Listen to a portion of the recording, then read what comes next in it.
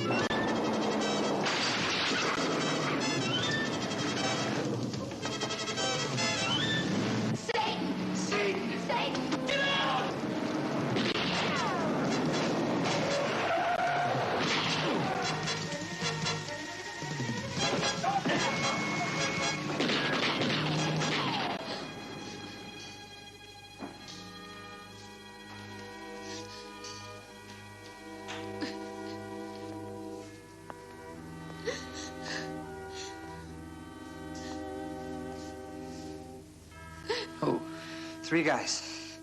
One was her brother. Emmett, I told you to renounce him, Peg. You have no brother. I do.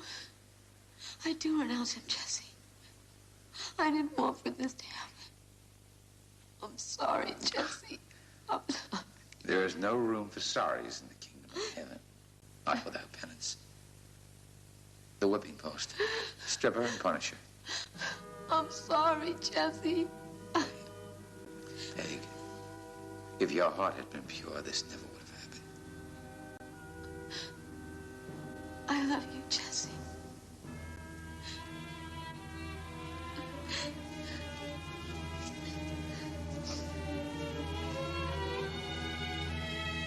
On my 33rd birthday, God appeared to me in a vision. God looked down on me and he said, Jesse Mercer, I have chosen you to save mankind from destroying himself. But God, I protested, you sent Jesus Christ to do that. Well, God just looked at me and shook his head and he said, Jesse, Jesus Christ started it. Now I want you to finish the job. Who does he think he is? It was up to me to fulfill our Father's wish. He told me to quit my job. That's my sister. There. What made you think that Mercer is trying to kill her? History. In 2 days, Peg turns 21. When she does, she gets free access to the inheritance our folks left her. It's over $3 million, Houston. She's already talked to the family attorney and asked that it be cash so that she can donate it to the church. Well, look, it seems to me that as soon as the money is handed over to Mercer, I mean, it's his free and clear. Why would he bother to try and kill her? CJ and I did some checking while you were still out about 30 miles on that skiff of yours. And what we were able to dig out about the past of the cult more or less confirms Emmett's opinion. History lesson number 1, Houston. Oklahoma, 4 years ago. This girl sold everything she had, Houston. The house, the car. She gave Mercer $60,000. Everything seemed rosy for about a month, and then she had a change of heart. When Mercer wouldn't give the money back, she went to the local DA. She claimed that Mercer had conned and swindled her. It created quite a stink, and she died quite suddenly. He killed her. Officially, the coroner called it an accident. Lady swallowed too many pills, washed them down with whiskey. History lesson number 2. 18 months ago, this girl joined Mercer's cult.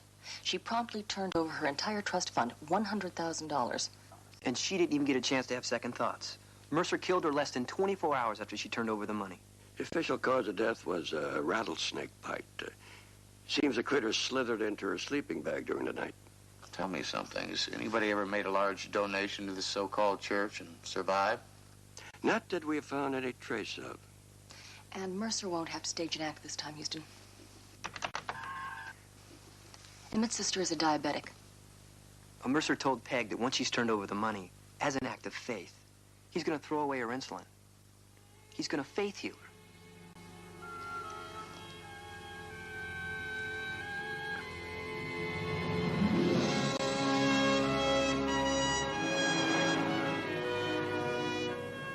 Houston, if you want to fight windmills, go to Holland. Peg Allison is in grave danger. The world is in grave danger. You read the papers this morning? This girl is about to turn over $3 million to Mercer. Very shortly thereafter, Mercer is going to faith heal her to death. Sad, and there's nothing anyone can do about it.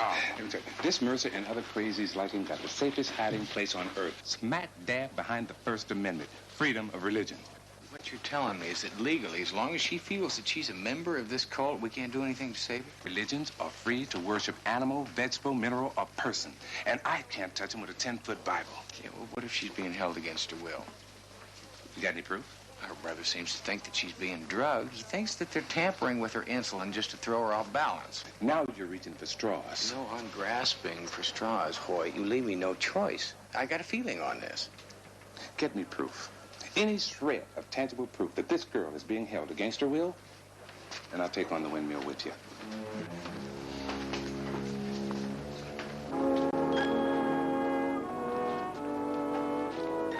Hi there. Hello. Any luck? Judge Robbins says without proof, he can't justify issuing a court order. What about Hoyt? Same song. He needs proof. Well, then, Houston, it's catch-22. To get the order, we need medical tests proving that Mercer is using drugs to con Peg. And there's no way he's going to let us within 10 feet of her. Oh, what if Mercer just thought that he had to let us see her and didn't know that we were after the medical test? What would make him think that? Court order. Why do I think I'm not going to like this?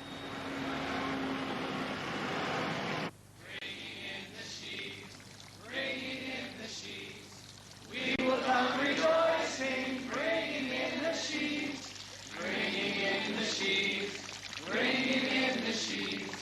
We will come rejoicing, bringing in the sheaves, bringing in the sheaves. I'm better now, Jesse. The punishment has cleansed your soul, Peg. Brother Riggs, take Peg to my quarters. Bringing in the sheaves. We will come rejoicing, bringing in the sheaves, bringing in the sheaves, bringing in the sheaves. We will come rejoicing, bringing in the sheaves.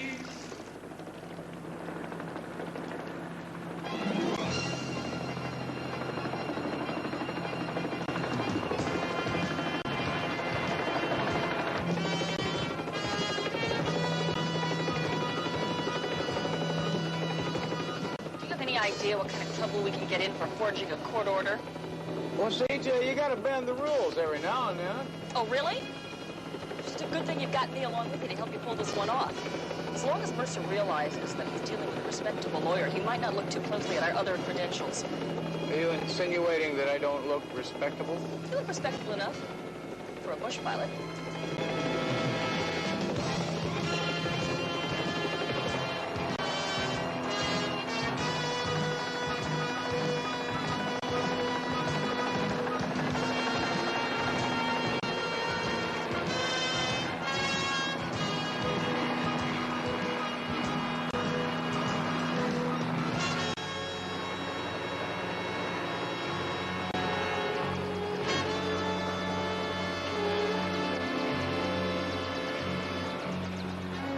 This being private property, I must assume that you're lost. Do you assume incorrectly? I'm C.J. Parsons. I'm a lawyer from Los Angeles. I have a court order that authorizes me to get a deposition from Peg Allison. I assume she's here, Reverend Mercer? Well, she's not feeling too well. A touch of the flu. What about him? Oh, I haven't had flu in years. I'm fine, thank you. He's my pilot. I'd like to see Miss Allison now. Her brother sent you. He has a right to know that she's alive and well. Well, I said she's sick. And I said that I have a court order. I assume you know what it means if you violate it. Well, we've nothing to hide. Peg is here of her own free will. Well, I'd like to hear that from her. You will. Follow. What would you like me to do, Miss Parsons? Why don't you feed and water the chopper? I won't be long. Feed and water the chopper?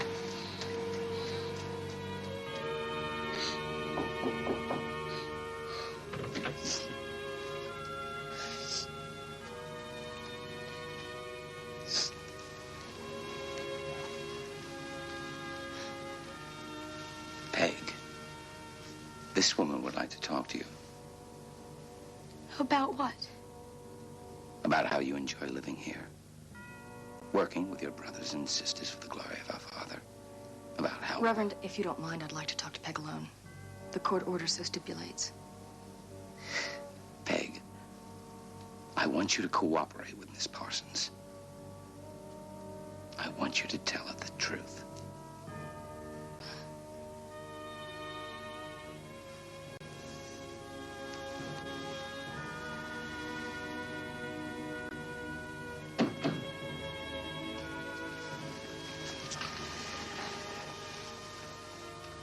Your brother Emmett sent me. Emmett is Satan. No. No, he loves you. He's worried about you.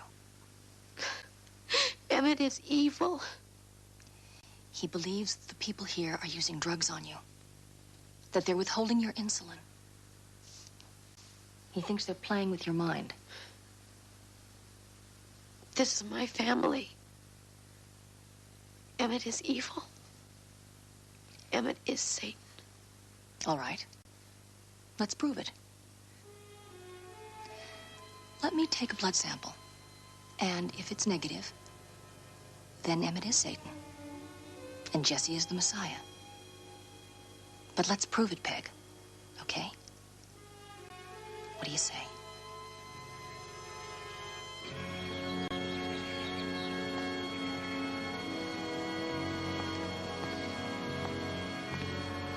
But are you really happy with your life? Haven't you ever wondered who you are, why you're here, where you're going?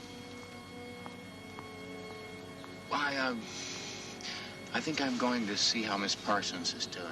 Thank you.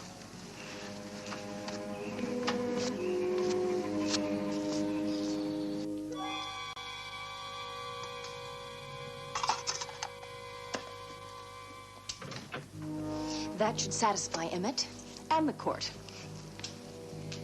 Goodbye, Reverend. We're ready to go. Look, Rev, if you ever need a fast trip out of the country, let me know, huh? Nice place.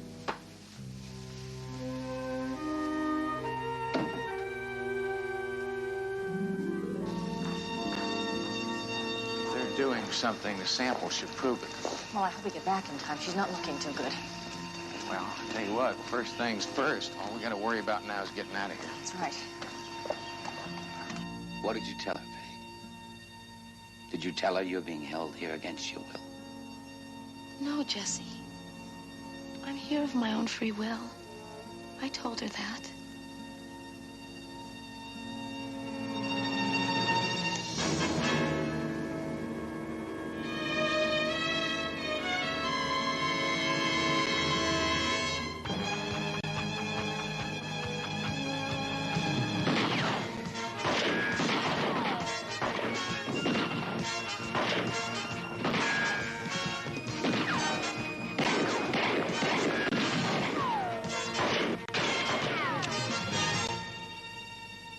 Throw the gun out, flyboy, or we finish off the lady lawyer.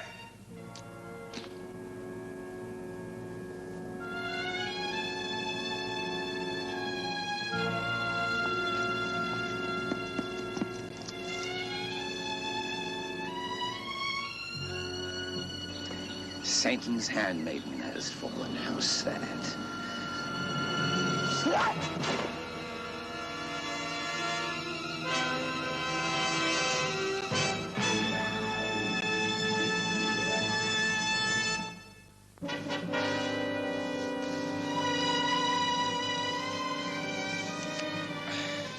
Get up.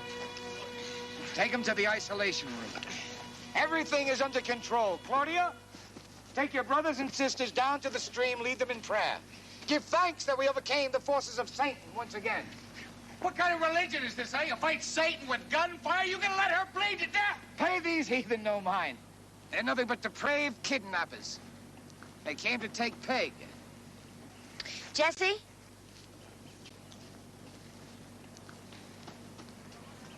This one's pretty bad. Carl's a medical student. Give him some medical supplies. He'll take care of her. Go on, get her out of here.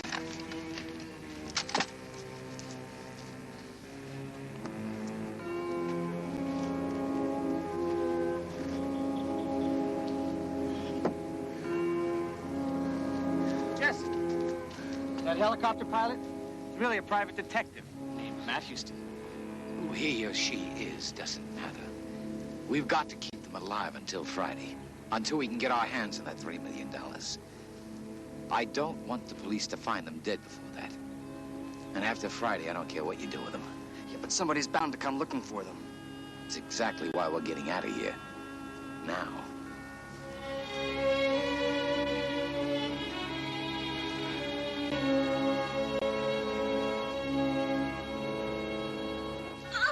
Take it easy, CJ. Gonna need some more bandages. Look, here. Easy. She lost an awful lot of blood before they stuck us in here. Yeah, this bullet's got to be removed. And not by a third-year medical student who dropped out, and not with this fourth-rate medical equipment. I'm right here, CJ. It hurts. Oh, honey, just hang on. We better give her another morphine injection. Easy. Just take it easy now. It's all right. Just hang on. Okay, it's gonna hurt a little bit. That's it. That's all. That's all I can do for now. That's all you can do medically. And as a member of this cult, can you help us find a way to get out of here while she still has a chance? Now, this is the isolation room. Bars on the windows and armed guards outside. I'm in here for the same reason as you. I made Jesse unhappy. He had Scanlon do this to my face. Why don't you just get out, huh? Run away. I got my reasons.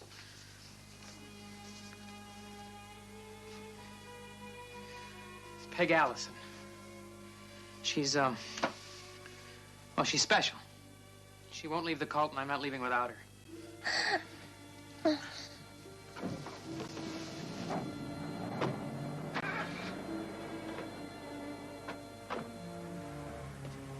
Looks like they're leaving. They have to. Otherwise, your fearless leader will have to explain to the police why his flock of holy people shot down an innocent lady in cold blood.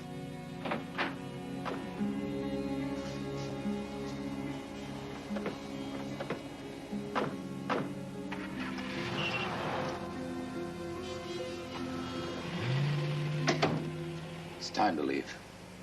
She's hurt badly, Jesse. A move might kill her. The Anointed One says it's time that we move on. Look, why don't you just do me a favor, huh? Why don't you just forget about the sermons? I mean, you don't have to put on a show for anybody now. A show, Mr. Houston? Is that what you think this is? I'll tell you what I think. I think you're a cheap con man selling his own sleazy version of fast food religion to make big bucks. Before this is over, Mr. Houston, you will become a true believer. Get them ready.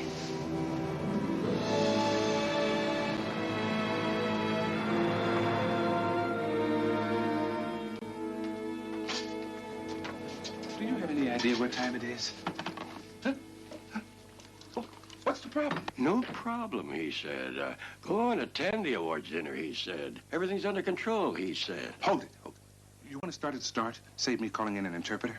According to my computations, I think that Matt and CJ dropped in on that cult with the helicopter without an invitation. What time they leave? 4 o'clock this afternoon. There's something wrong. I feel it in my bones. We'll need that Allison boy to find that cult. I already contacted him. He's going to meet us at Matt's office at 5 a.m. Don't worry, Roy. We'll find him. Lieutenant, I've got to worry. As I remember, the score down at Guyana was Jim Jones' 913 opponent's zip.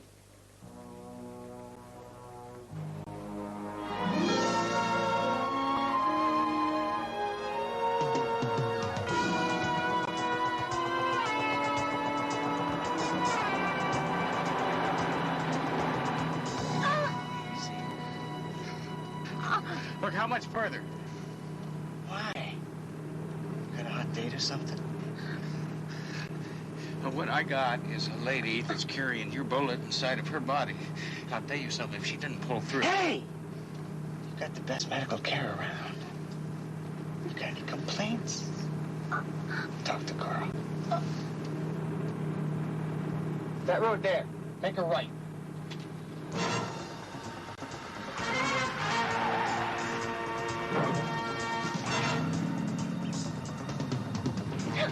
Easy. Take it easy. I'm trying. I know. We gotta give her another shot of morphine. Very little left. Pain's only gonna get worse. I think we better wait.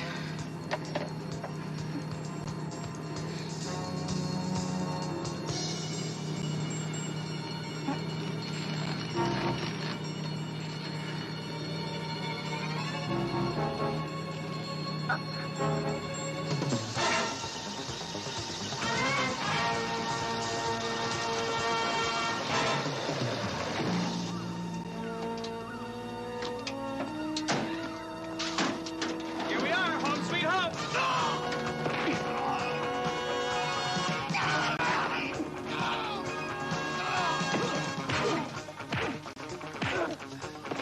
You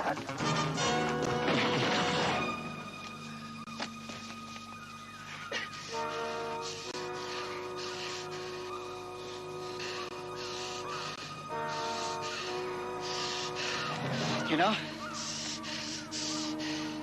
Jesse says I gotta keep you and the lady lawyer alive until Friday. Now, after that, Jesse doesn't give a damn what happens. But I care. I really care.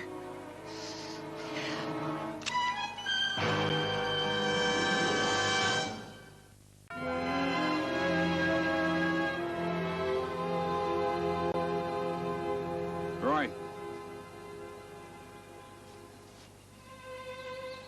Blood.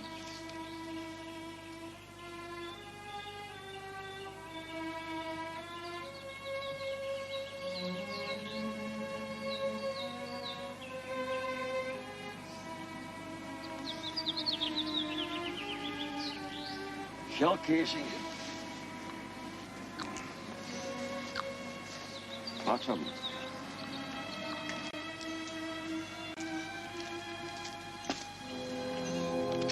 This is Lieutenant Hoyt. Patch me through to Watch Commander. Fast. And in closing, we want to give thanks for the leadership that you have bestowed upon me. Amen. Now be strong. I promise you that we will emerge from this time of tribulation stronger than ever. You all have faith in Jesse? Yes. Has Jesse ever let you down? No. Then be at peace. Now, Sister Claudia will lead you in the morning hymn.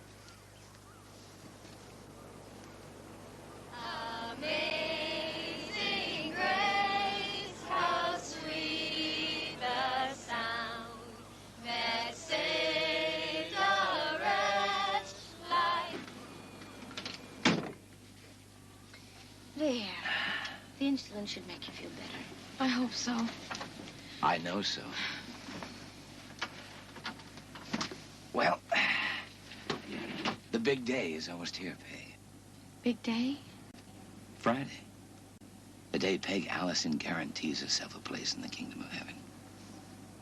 A seat at the right hand of God. You haven't changed your mind now, have you? About the money? Huh? Oh, no. I'll do whatever you want. Bless you.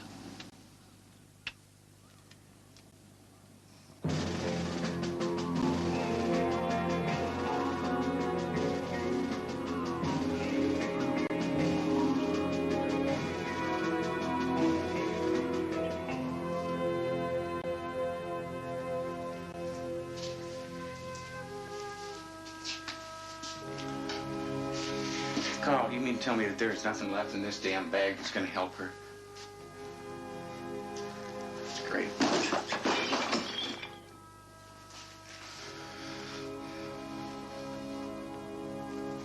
Oh, CJ.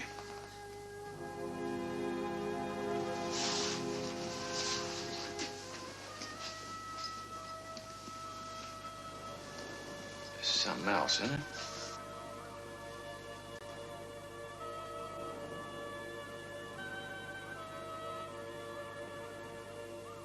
You're a very special lady.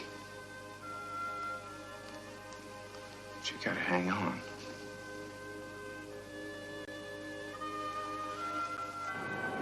From a used car salesman to a multi-millionaire playboy in 4 short years. If word ever got out that owner cult is so profitable, there'd be more shepherds than there'd be sheep. The moment I get my hands on that $3 million, it's sayonara, US of A. What about your flock? What happens to them? Well, they were looking for a messiah when I found them. They'll either get smart and go home, or find themselves another one. There's plenty of them out there. We're now going to switch back to our remote unit that's been covering the bizarre disappearance of Detective Matt Houston and lawyer C.J. Parsons. Any new developments out there, Sharon? Let's ask Lieutenant Michael Hoyt, the man who's heading up Check out this the other end of the investigation. What can you tell us, Lieutenant? Only that we're in the process of issuing APBs on Reverend Jesse Mercer and members of his congregation. Charging them with? Investigation of kidnapping and murder. It's Gambler. Tell him we're gonna move. We'll roll out of here in 3 minutes.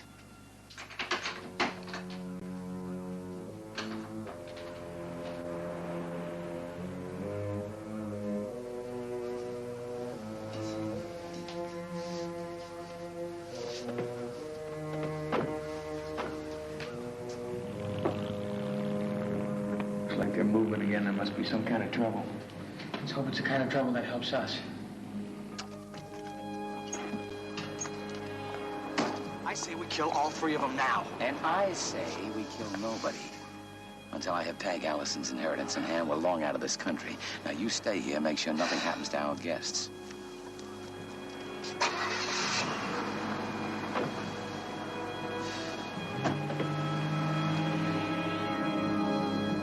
I hate to pack it in, but I don't know where to start looking. Colts are like moles. They can crawl in a California hole and surface in Colorado. Remind me to give both of you my lecture on positive thinking. In the meantime, turn around.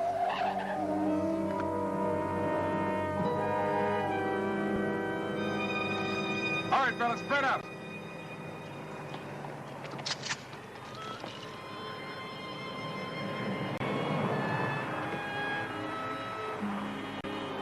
Hold it right there. You must be Lieutenant Hoyt. Slander I've heard on my car radio. The blasphemer who calls me a kidnapper and a murderer. Now look. No, now you look. And listen. We have been in Arizona for the past week on our annual retreat into the desert. How do you explain a helicopter? I can't. I've never seen it. We've been in Arizona. You can prove that? You have witnesses? You're surrounded by witnesses. We all vouch for one another. Thou shalt not bear false witness, and thou shalt either arrest me and risk a multi-million-dollar lawsuit, or get off this property right now, because I am in no mood to forgive those who trespass. Need I remind you how the court deals with infidels who violate the First Amendment and its freedom of religious guarantees? Clear the premises! That's an order! Lieutenant, you're not gonna let this creep get off the hook so easily. You can't let I wanted the premises cleared. That applies to you too, Allison.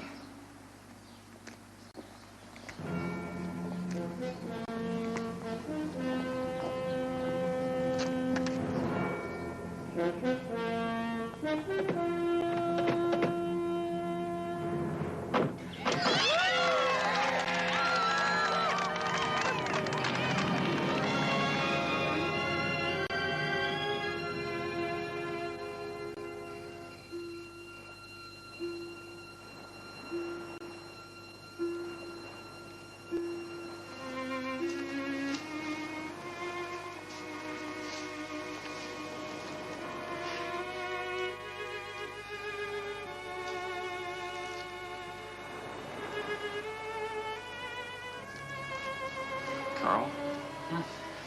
I can't get a pulse.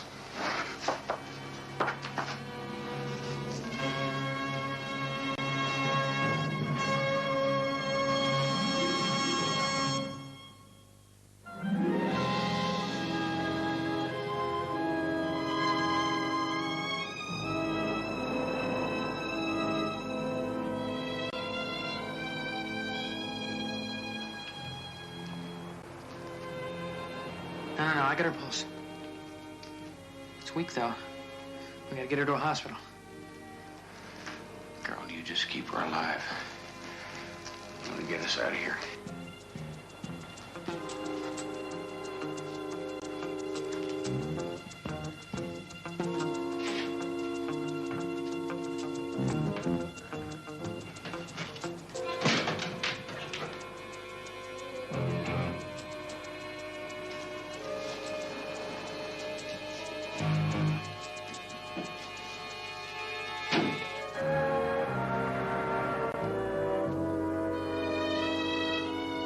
Yes, sir. I understand, sir. You have made yourself perfectly clear, sir. Yes, sir. Whatever you say, sir.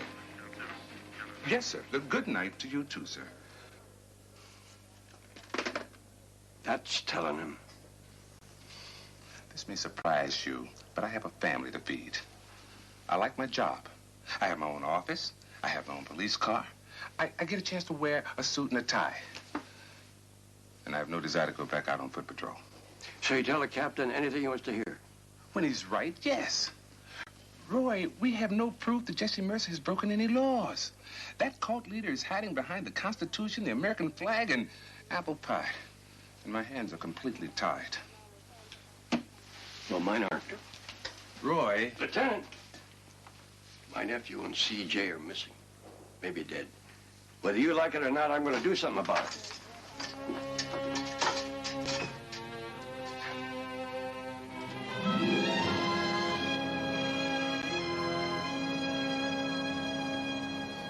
You're my attorney. You're paid to do what I tell you. Miss Allison, I'm also paid to give you advice.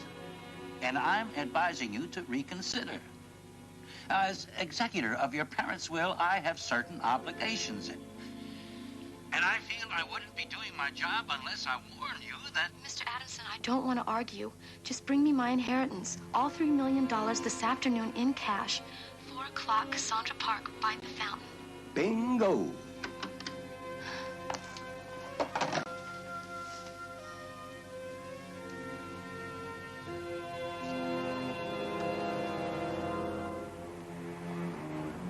I see Riggs, but no Scanlon.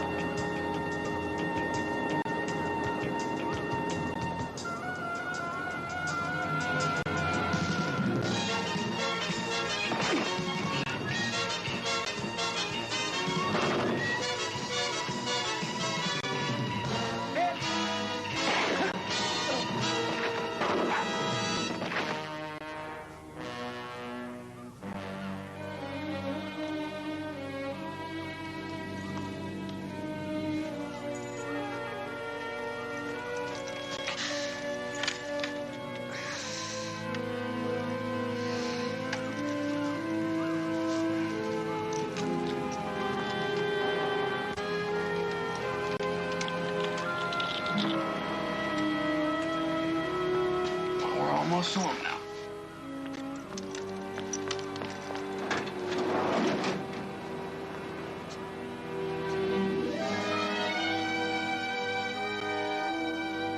There's a Bible passage that says the love of money is the root of all evil. And I can't wait to get my hands on all $3 million worth of that evil. Thank you. All set, our charter jet's ready to take off the minute we hit the airport. First stop, Buenos Aires. That's after I faith heal our little diabetic. Well, that's it. Let's go.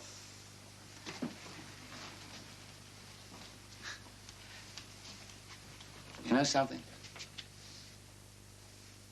I'm gonna miss all this. There's a certain something about having power. Total control over people. Life and death say so. Oh, what the hell? Peg's $3 million and the rest of the money I got stashed around, I'll be able to buy everything I'll ever need. Including power.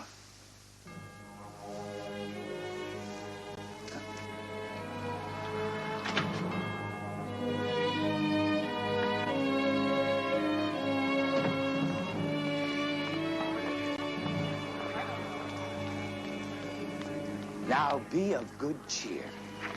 By the time I return with Peg's love offerings, your lives will be drastically changed.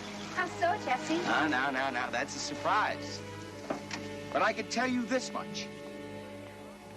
It has something to do with going international.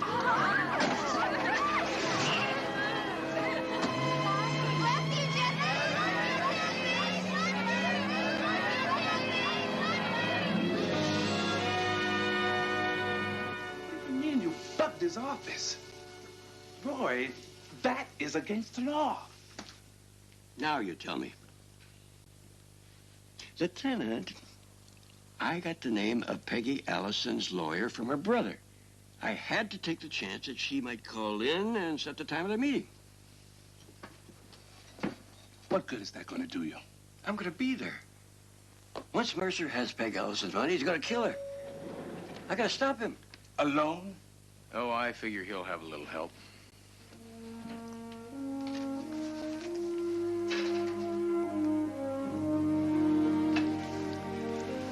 You don't know how good it is to see you, boy. Where's CJ? Uncle Roy, she was shot. She's in the hospital right now. It's all right. She's gonna be fine. Well, now you can join us. You're coming? Oh, somebody's got to make sure you two don't break the law. Hey, wait. Where are we going? To baptize a phony preacher.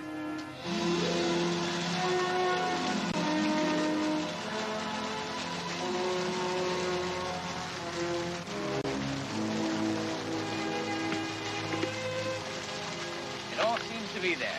That's quite a bit of money I have in there, Reverend. Have you thought about putting it in a safe place? Well, actually, I have thought about it quite a lot. Jesse, wait! Hold it, Mercer! Boy, you keep an eye on the girl and make sure the pig gets to the hospital, all right?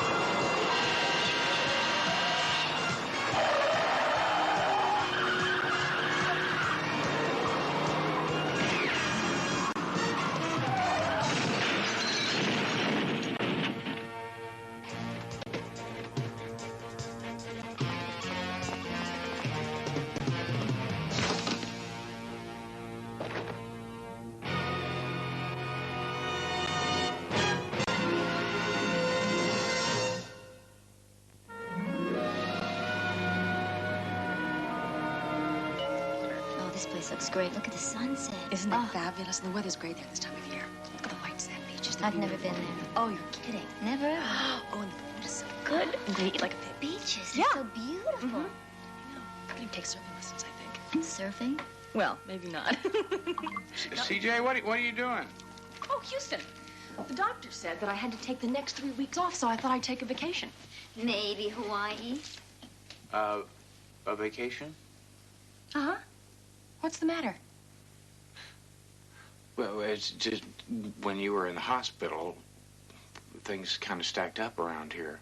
Yeah, it's paperwork. Some of it looks urgent. Yeah, all of it.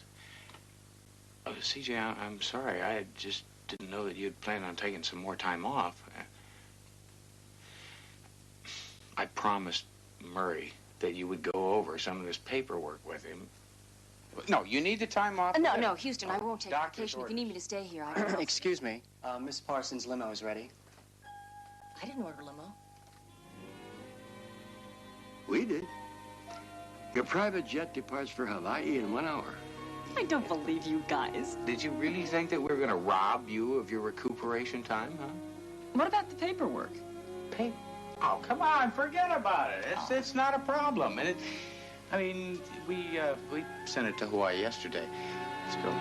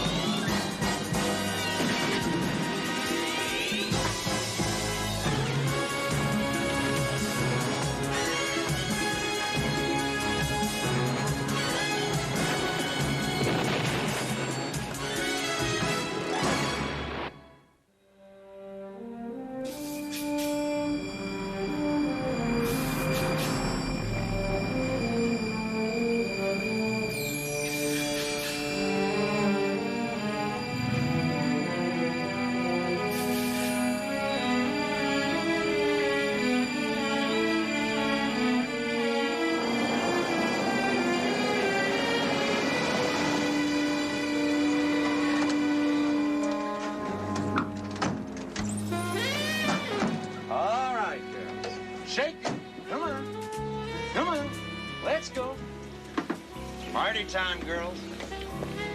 Come on. I'd like to have a party with you, Warlord. You couldn't stand the pace. Boredom kills.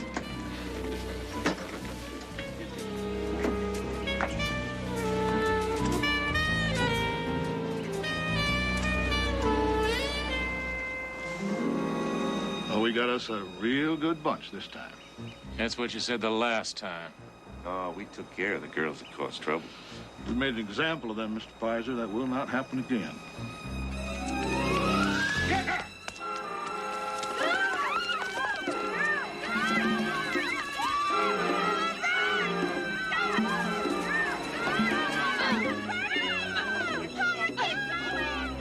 know what you're here for. Now go make the gentleman happy. All right, you don't have to push.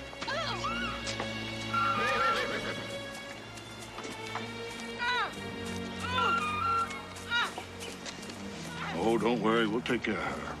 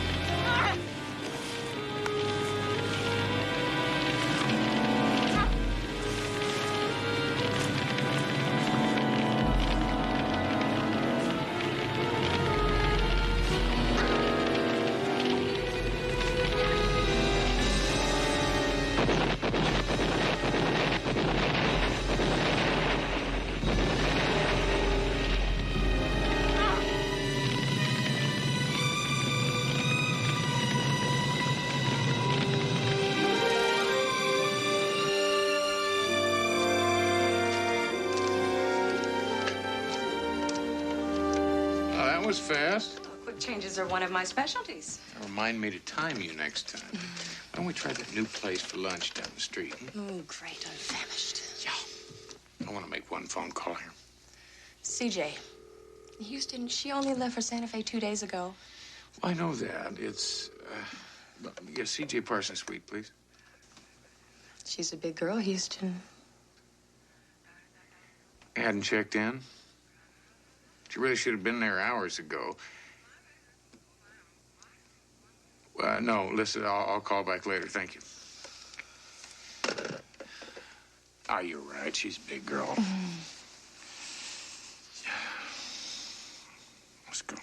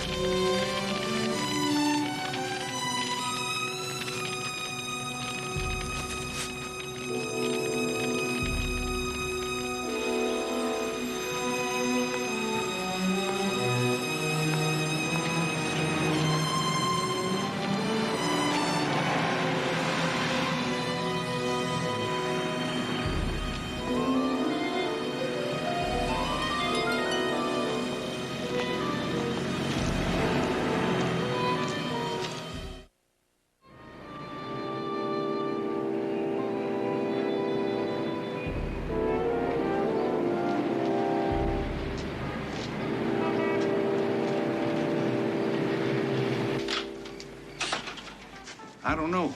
Well, with the conditions of the road, could be a couple of days before we get a bus through here. Great. 100 in the shade, and I'm gonna have to walk to L.A. Could always stay. Not my style. Evening, sweet thing. What's your pleasure? Have a little fight with your boyfriend? Well, now, I think I can cure whatever's ailing you. You hurt? No. You looked wrecked, hon. Maybe you better sit down. I got a cot in the back. Why don't you take a hike? Just trying to give a little comfort. Got a name, honey? Where you from?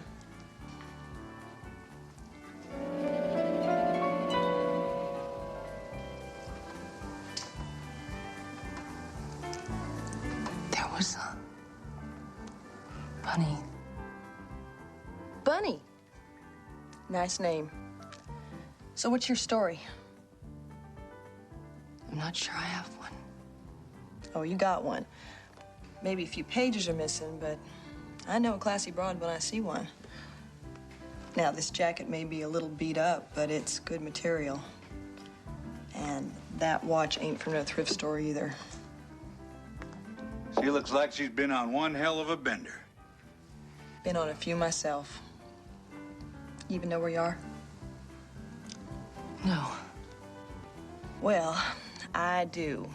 And believe me, it ain't worth knowing.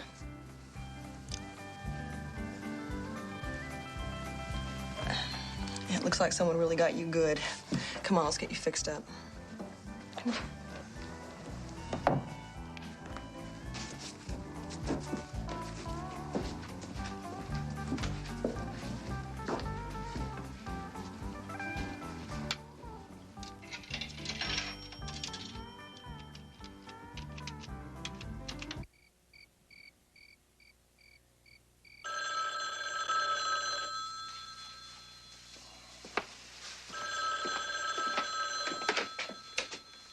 Yeah. This is Mike. I got a couple of real cupcakes down here. I think you're really gonna like them. The place pretty empty? Yeah. Good. I'm on my way.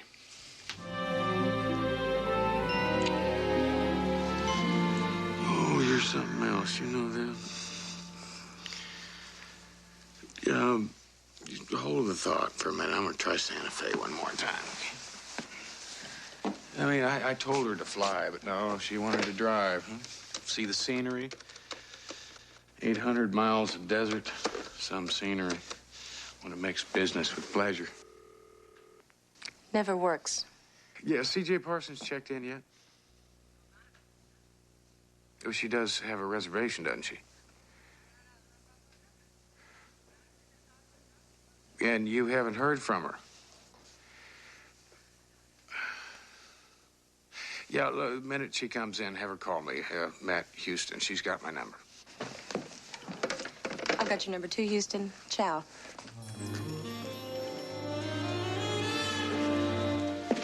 I know how you must feel, hon. I've seen the downside of more two-stop towns than you can imagine. I've had my share of forgotten weeks, too. It'll come back to you. Sure hope so. I don't know what I'm gonna do if it doesn't. Well, first thing we gotta do is get you something to eat. No, I'm really not hungry. You've been walking all day from the looks of it, and I doubt you had lunch out there. I saw it down on the street. Come on, I'm buying. Wish there was something I could do to repay you. Plenty of time for that later, hon. I'm looking forward to meeting some of your classy friends. Well, good evening, ladies. You going somewhere? Yeah, dinner. There a law against that around here? Oh, no. No, but I got a call that you two gals were soliciting in this fine establishment. You gotta be kidding. I'm not a man who does very much kidding.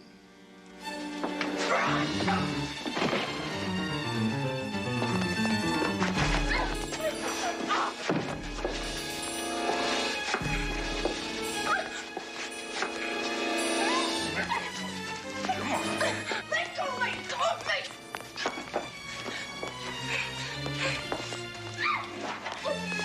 Nothing on here. Let's go.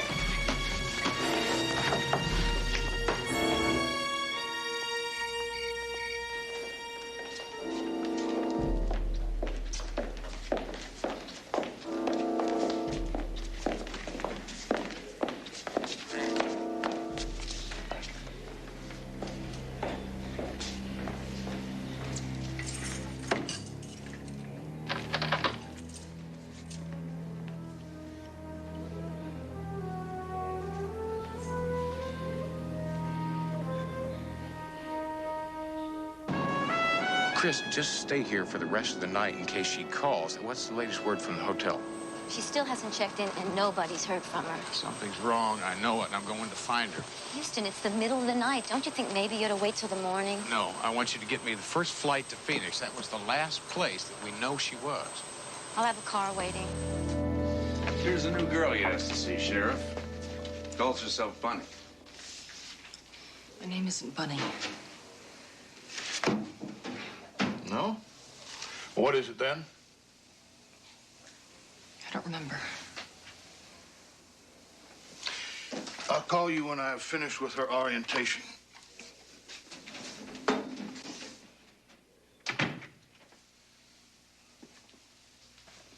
Oh, shy, are we? A little sensitive? Well, those ladies down there will soon fix that. Unless you let me take care of you. You see, we're going to keep you here, detain you until we send you down to the county seat for trial. Now, I could dress you in silks or satin, protect you. It'd be an awful shame to have that nice, lovely skin all scratched up by some little prison alley cat.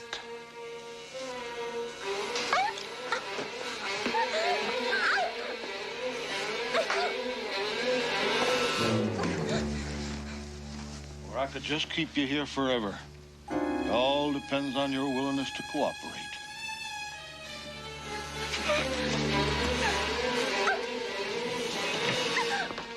There's a fight. There's a fight in the mess area, sir. Can't you ever handle anything by yourself? You gonna leave her here? Yes. I have not finished with her orientation yet.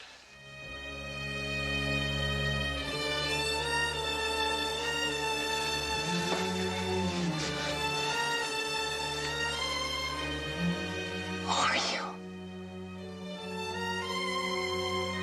Who are you?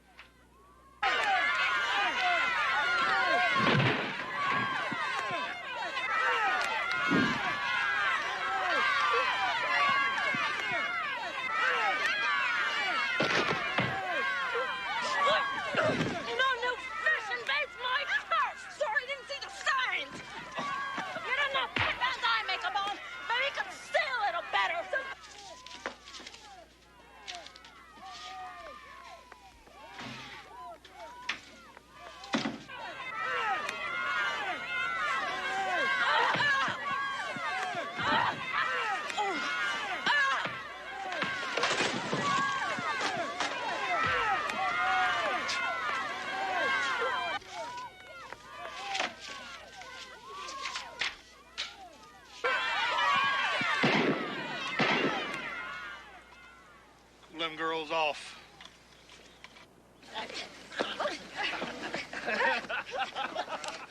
Come on, come on.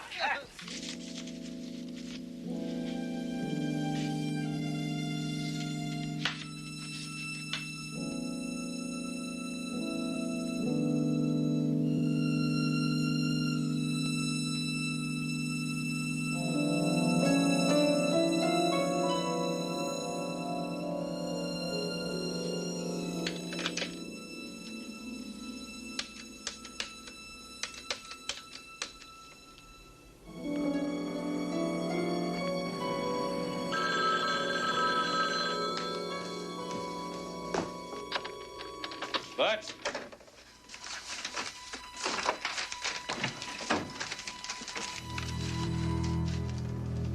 Well, well, well.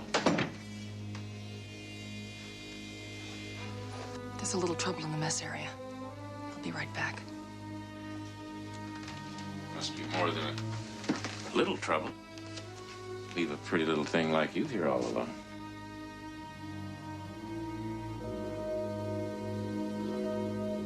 I wouldn't know I'm new here. I could see that.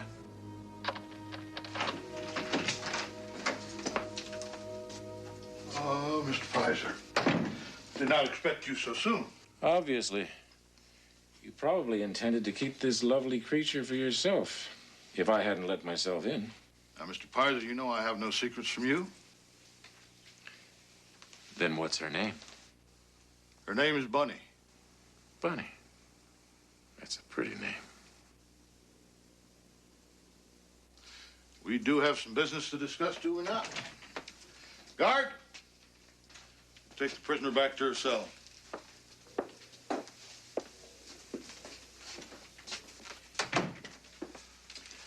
I just found my date for our barbecue. She just got in today, Seymour. I haven't finished the orientation. I don't know whether I can control her. She's pretty wild. Why don't you let me worry about that? Well, sometimes it's more fun that way.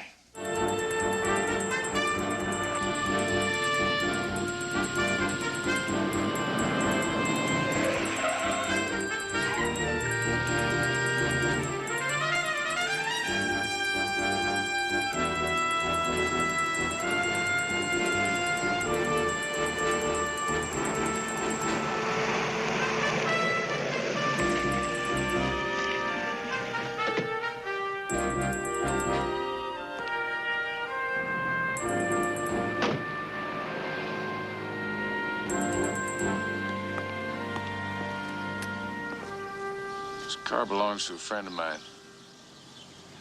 Lady friend? Yeah. That's her. Passed through here yesterday. Look, what happened to her? Is she hurt? Well, they didn't find anybody at the car. She must have hitchhiked on down to the next town. Carl, the highway patrolman, said that likes of her hadn't shown up at any hospital or anything. I'd wager that she ain't far. Now, you gotta try, hon, or you'll never remember. Now, come on. Rhonda. Just give it a try. What else do we have to do? Okay.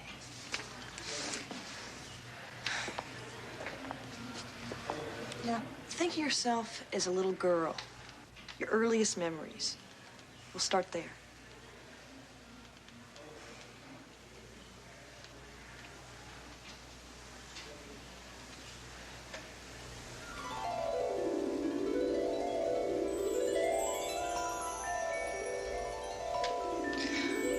I remember a birthday party. For me. I'm 5, 6 years old.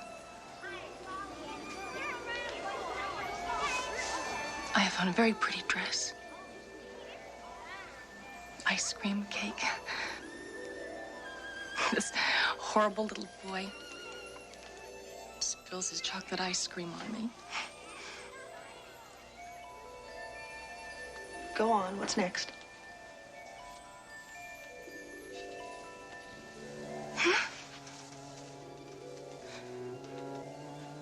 Cold. Cold. The ground is frozen. I have on a heavy coat. And there's a very deep hole in the ground. There's a woman standing next to it. She's crying. It's my mom.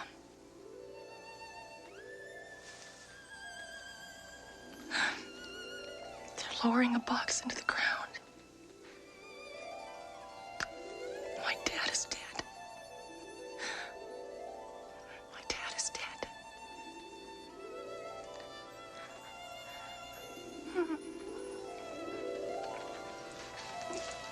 Easy. Try something a little more recent.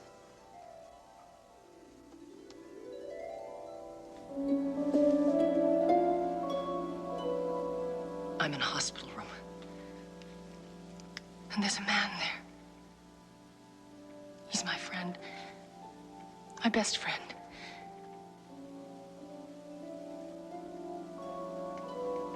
Who is he? He saved my life.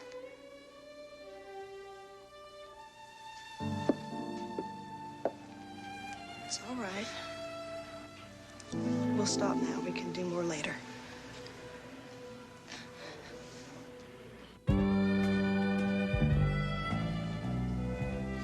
Nope. Never seen her. If you do or hear of anybody that has, would you contact my office? I'll be checking in with them about every hour or so. I'd sure appreciate it. Sure thing, partner. Thank you. I'll go check on your fries.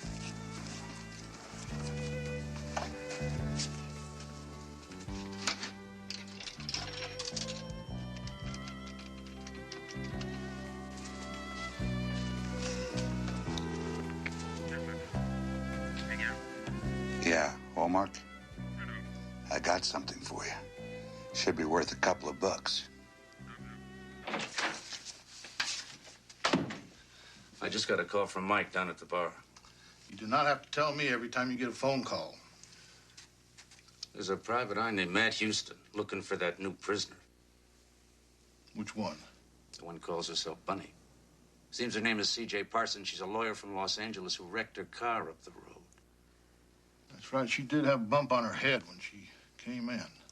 Think she's forgotten who she is? But she sure ain't here on no holiday. So what are we gonna do with her? The only thing we can do. Same thing we did with all the other girls that were problems. Not a grave in the desert. You enjoy that, don't you? All right, you go get Bunny or whatever her name is and take... Oh, wait a minute. Now, better yet. Pizer, you're gonna have a fit if he doesn't get Bunny at his party. I mean, that's all he's had on his brain, Bunny, since he's seen her. So? Pizer will get his Bunny. We'll dope her up. And later on, she'll join her friend, the Private Eye, in Bunny Heaven. Houston. That's the one I want you to take care of now.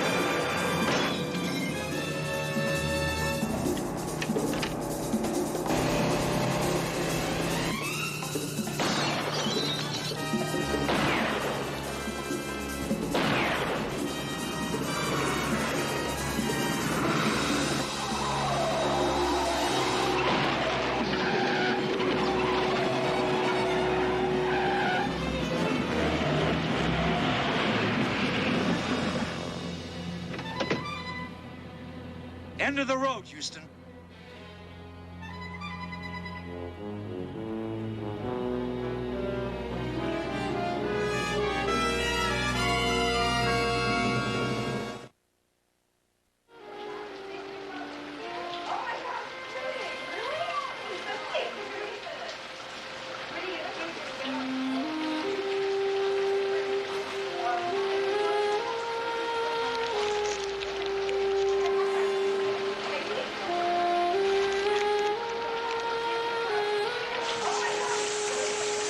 Make yourself nice for tonight's party now.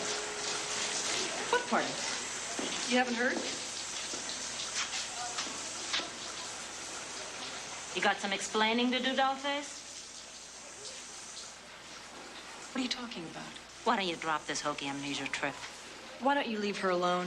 You stay out of this, witch. What has Butts got you doing? Nothing. He made a pass at me, and I told him where to go. Yeah? What are you doing with this list, then? Listing all our names with those stinking Johns he sells us to. I didn't know that that's what it was. I don't believe you. Why don't you tell us the real story, Bunny? Or whatever your name is? Okay. We'll do it the fun way.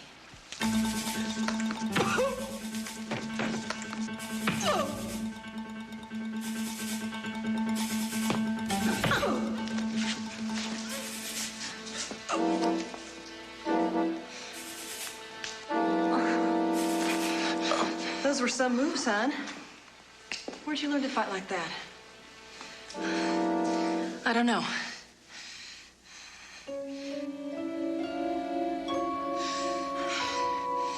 Maybe in Houston.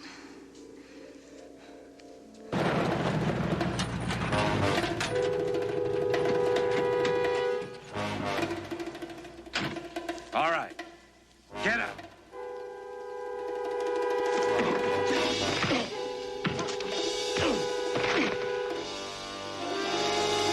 On your feet. Come on. Over here, next to your friend. Lose the gun. You fellas are gonna tell me where you're keeping C.J. Parsons.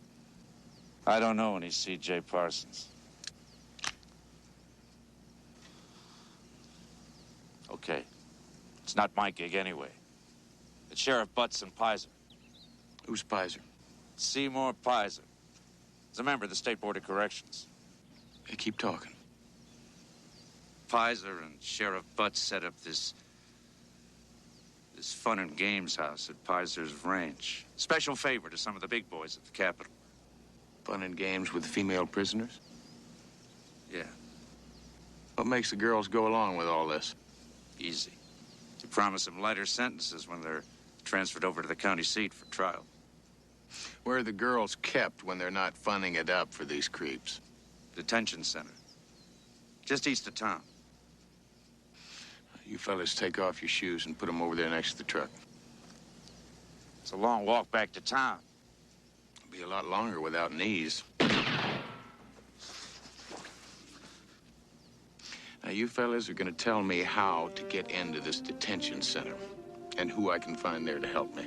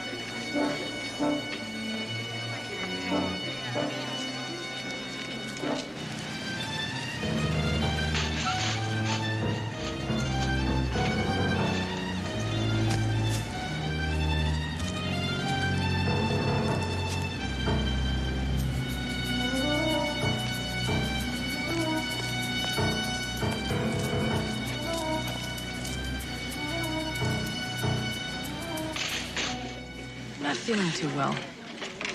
This lunch didn't do too much for me either. No, I mean, really, I don't even think I can stand up. Let's get you inside. Charlie.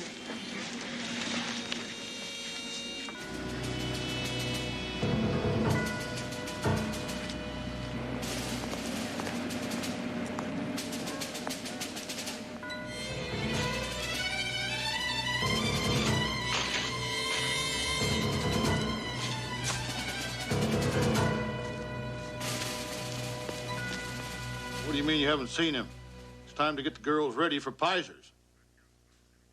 All right, you handle it. You tell Womark to contact me the minute you find him.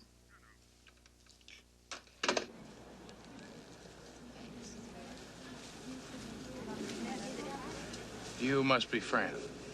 I haven't seen you around here before.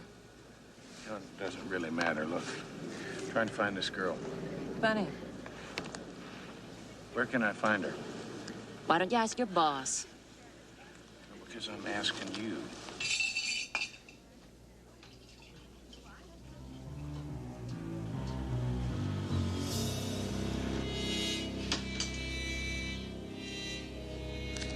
I need your help. Forget it. There's $200 here, and there's 200 more in it when we find the girl. You enjoy playing party doll at Butts' Bashes? What do you think? And help me find the girl. We'll make sure his next party's a going-away party, huh?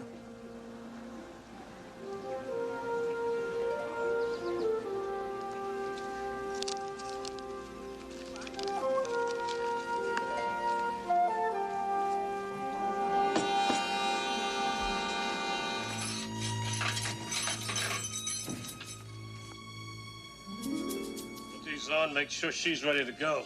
She can't go anywhere. She's sick. Not as sick as she's gonna be if she stays here.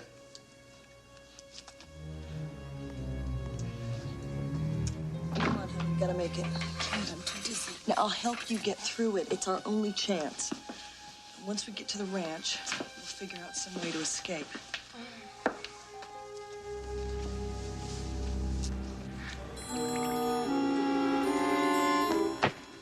What in the hell?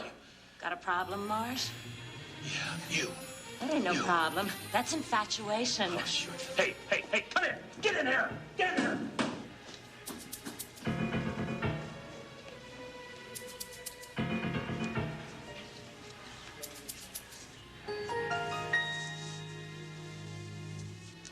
CJ? CJ?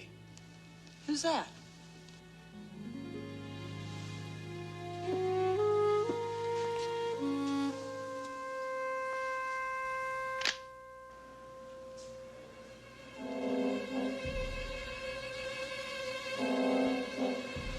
a dead man.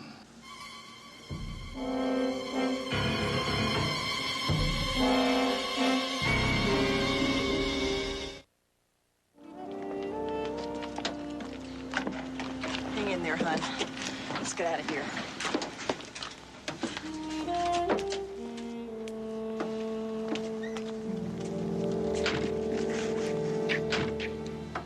So far, so good. Now you kill Houston and the girl.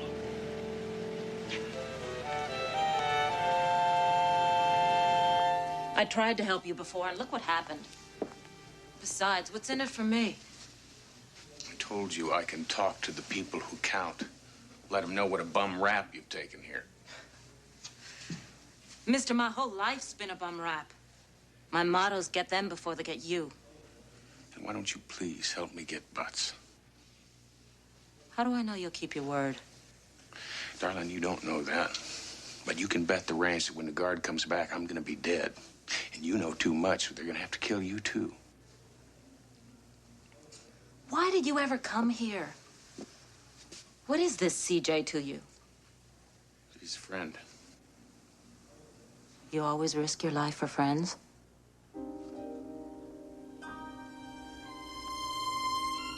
That's what it takes.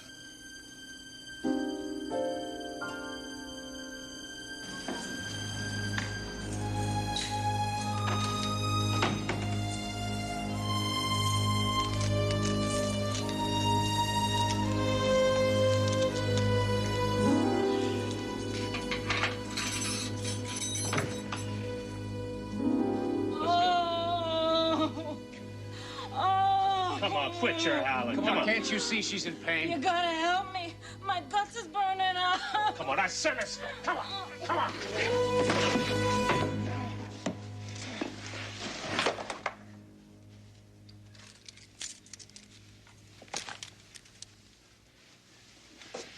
I'm gonna drop you off at a phone. I want you to call the state police, ask for Sergeant Morgan. Use my name. You tell him to meet me out at Piser's Ranch, all right? You got a great opportunity here, Houston. What for? To be the first man that never let me down.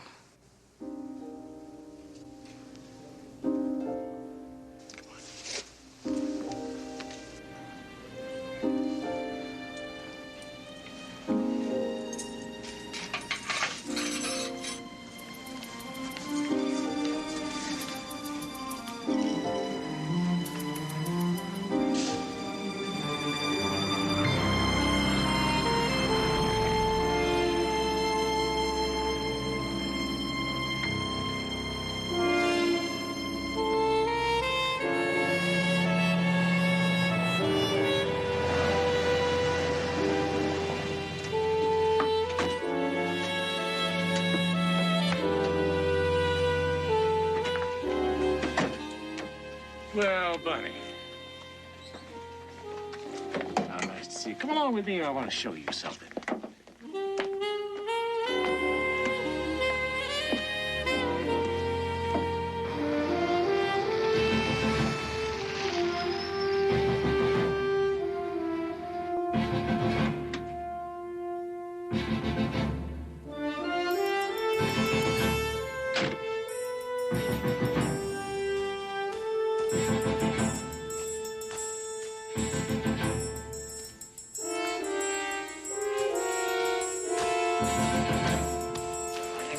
Bunny, how'd you like another little drink? There we go. Yeah, that'll clear up that head of yours. Now, come on, sit down over here and tell me all about yourself, huh?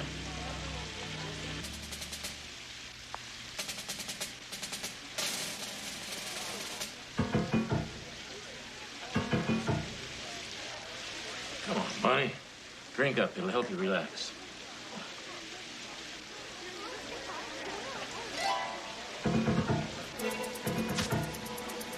Guard! Over there!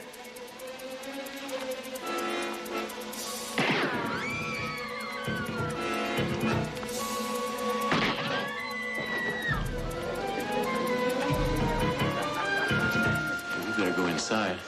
What's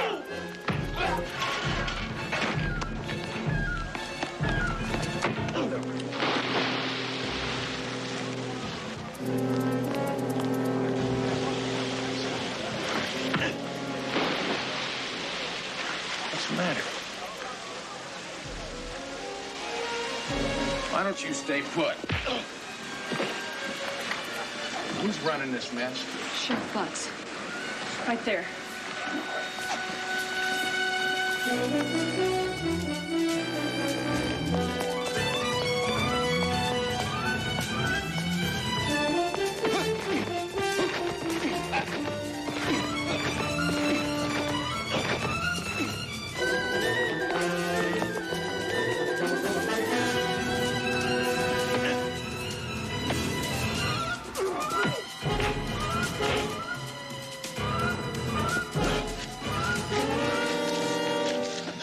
I'm a little bit bigger than the women you're used to kicking around.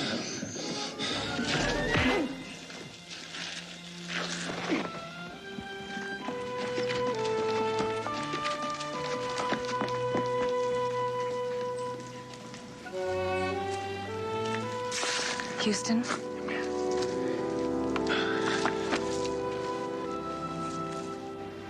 I know you. Nice to have you back.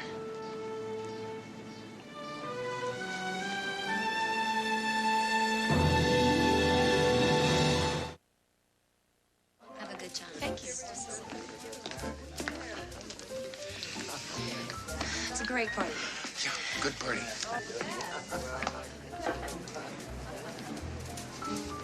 There you are. Thought you were hiding. Gotta be inside celebrating. I'm sorry. Somehow I just don't feel like it much. Things could have been a lot worse. I know. But you can't go through an experience like that and not feel a little changed by it. Well, you're home, CJ, and that's what's important. Houston, I keep thinking, what if I was left there? Not knowing who I was. I never would have stopped looking for you. But what about all those people who don't have anybody looking for them? Or caring? See, dear, let's fix the world tomorrow. Tonight, won't you let your friends show you how happy they are to have you back?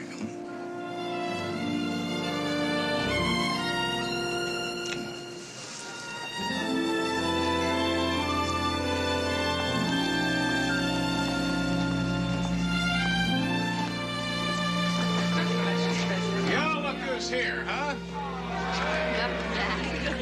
Oh, a toast. To CJ.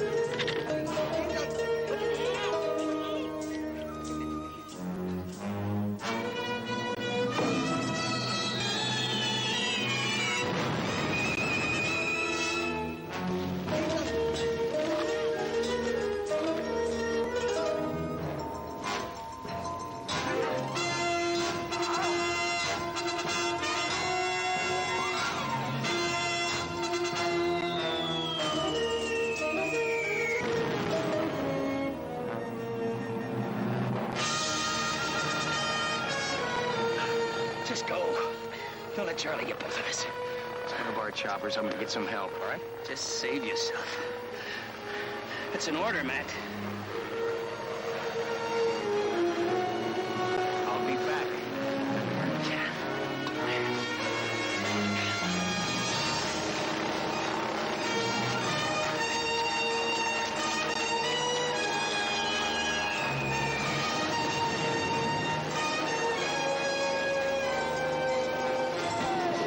My cousin! He's been hit! Come on, you gotta help me!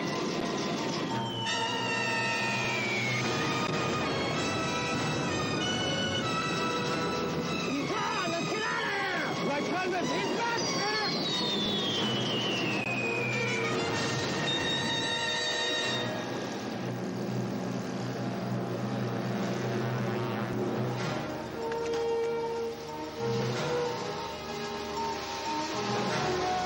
Nothing you can do!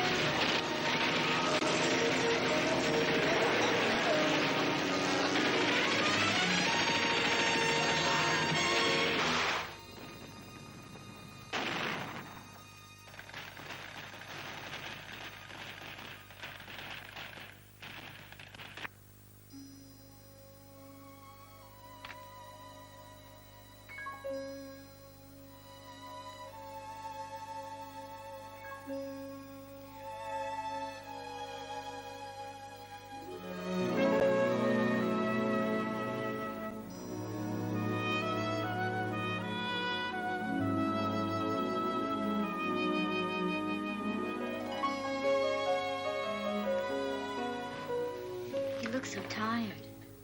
I know. He's been having those nightmares again. Vietnam. I thought they went away. Well, he got a call from immigration yesterday. He's going to meet with a Vietnamese lady.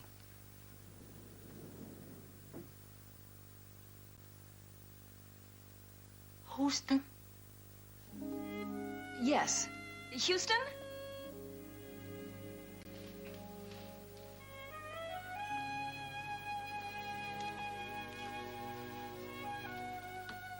Houston? Yes, I'm at Houston.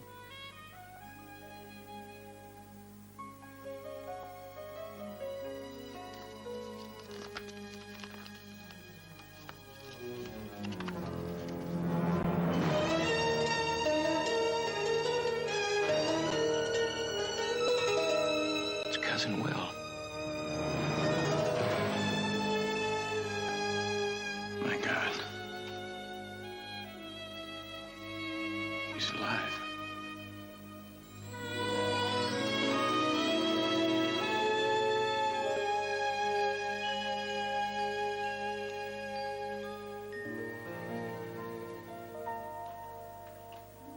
Uncle Roy took these of my cousin Will and me when we were just 10 years old.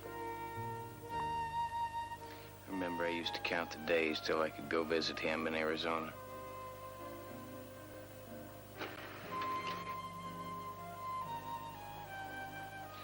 Will, Uncle Roy, Aunt Flo, Daddy were the only family we ever had.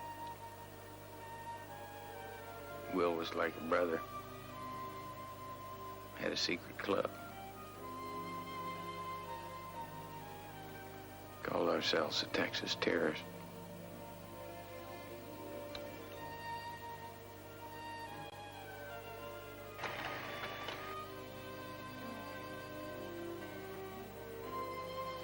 Made a vow we'd always take care of each other.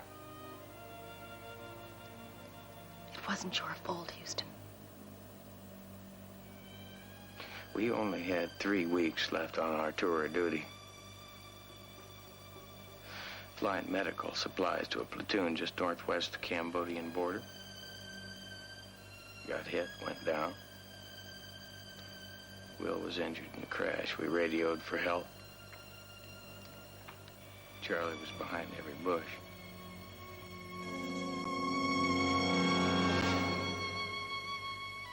I told him I'd come back for him. You were wounded. You thought he'd been killed.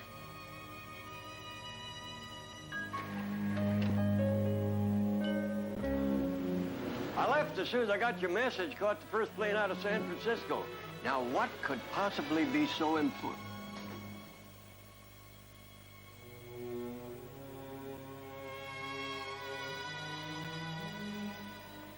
Uncle Roy, it's Will. He's alive. Your son's alive.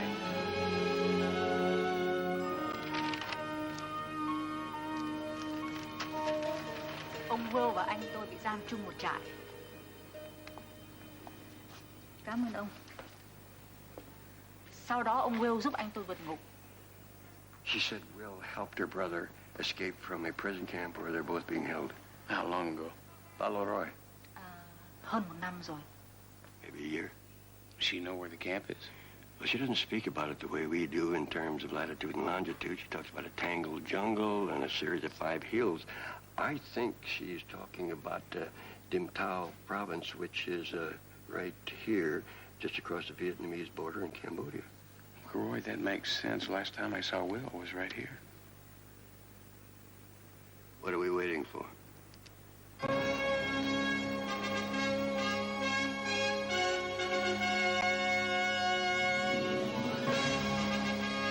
We've had literally hundreds of these reports over the past few years. None of them have panned out. That's because you government people refuse to do anything about them. We don't refuse to do anything, Mr. Houston. We do our job to the best of our ability. There are still over 2,000 American soldiers missing in Southeast Asia. Sad price of war, gentlemen. Men die. Bodies aren't found. I'm sorry, but it's an extremely delicate situation. The delicate situation, as far as I can see, is that my son is being held prisoner and his country is unwilling to go find him. Now, we've been here for 36 hours, shuffled from one bureaucratic dead end to the next. I'm sorry about that. I truly am. Your government's official position is that there are no POWs in Southeast Asia at the present time.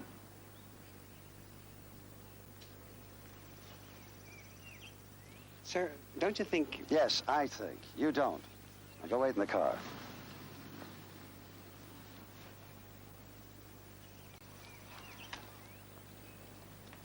Man to man, I know exactly how you feel, both of you. And if I were in your situation, I'd probably be doing the same thing.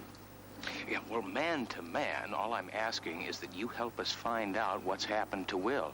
I wish I could help you, son, but we live in a world that's a powder keg. Southeast Asia is the shortest fuse. Under the circumstances, there's nothing that we can do. There's something I can do. Find him. Mr. Houston, if you try, I'm going to use every means in my power to stop you. If you go over there, the United States government cannot be responsible for what might happen to you. Why didn't you just tell us that the first time?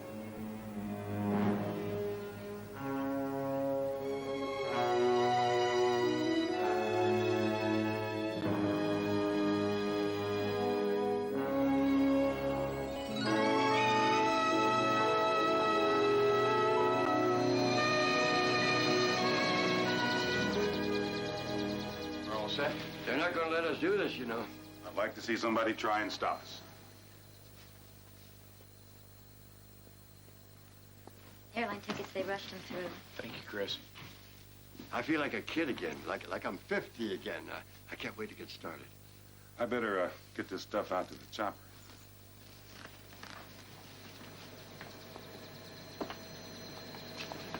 You gonna tell him? Yeah. I hope you realize how much I appreciate you coming along with me. No sweat. We don't know what we're gonna run into over there. Yeah.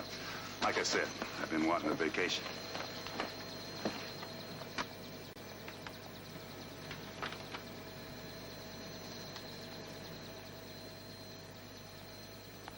We're going to need more of these detailed maps. I've got a feeling for the right price, somebody in Bangkok can get them for us. I just hope they haven't moved the camp.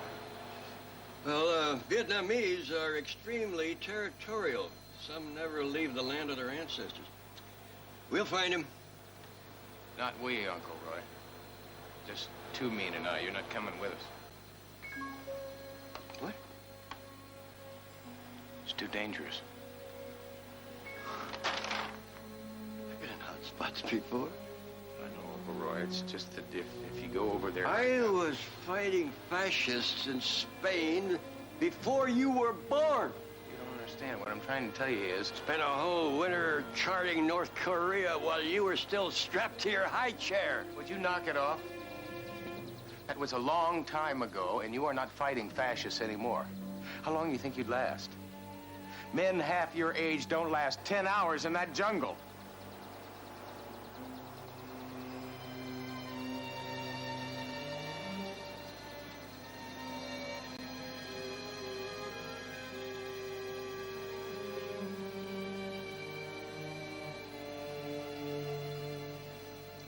You're right. It's just that No.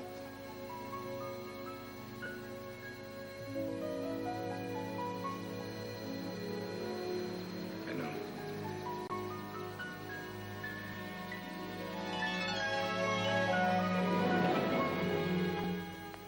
Bad news. You're grounded. I told you I'd stop you, Mr. Houston. Your visas to Thailand have been canceled, and you're hereby ordered to forfeit your passports to me. But we're only trying to save my son. And my cousin, we grew up together. Allowing you to go into that area is tantamount to our government authorizing an invasion of foreign soil. You want another war? There's the big picture to consider. Please, I'm required to use force if necessary. He's right. It's all legal. I'm not giving up my passport to nobody. What the hell is all of this? Take it easy, me. There's a time to fight City Hall and a time not to. You sure? Yeah. I mean, the man's just doing his job. Appreciate your cooperation. No problem. Let's go. Go? Where?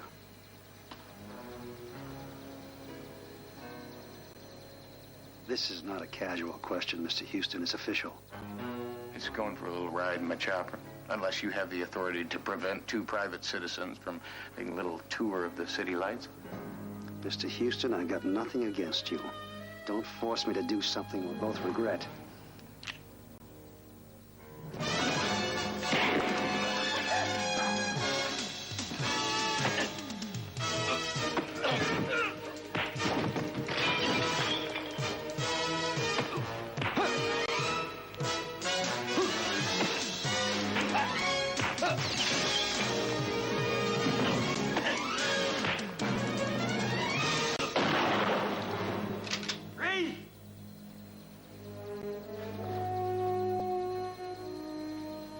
Get going, boys.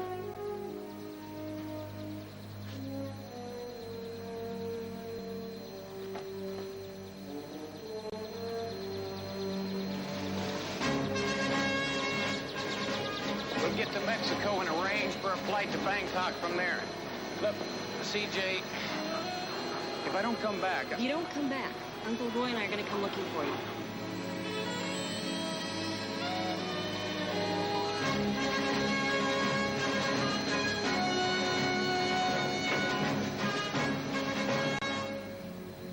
Okay, Dicker, you got what you came for. Now, if there is nothing else.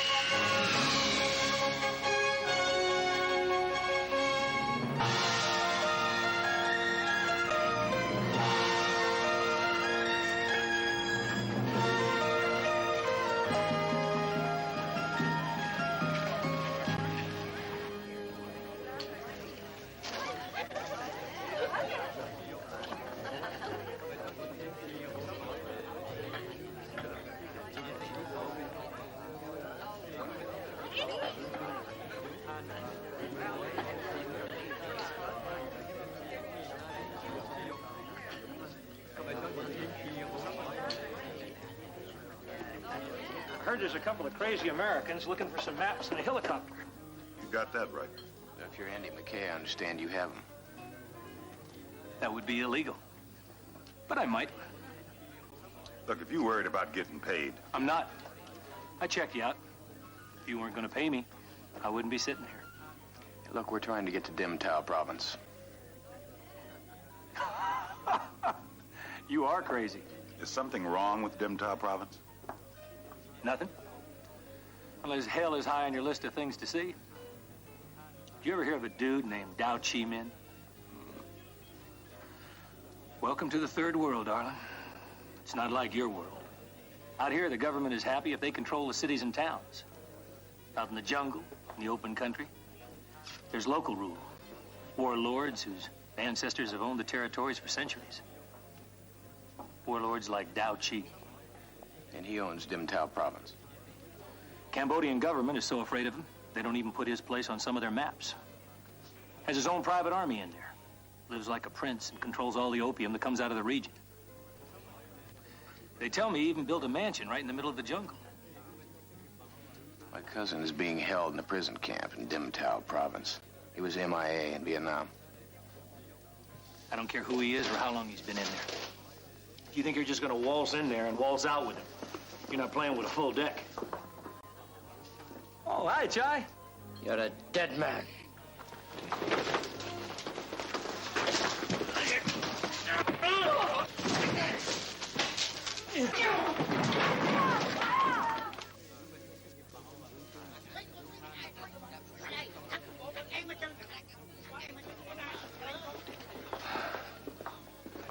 Just a little squabble over a bar bill. About the helicopter. Look, if your cousin is in there and Dao Chi's got him, I know what you must be feeling, but with just the two of you, you're spitting in the wind. Now, what about you? I mean, you know the area. You look like you can handle yourself. We're going in there one way or another. We could use an extra hand. Like I said, fella'd have to be crazy.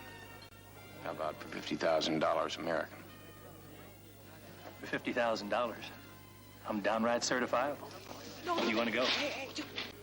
As soon as we settle your bar tab.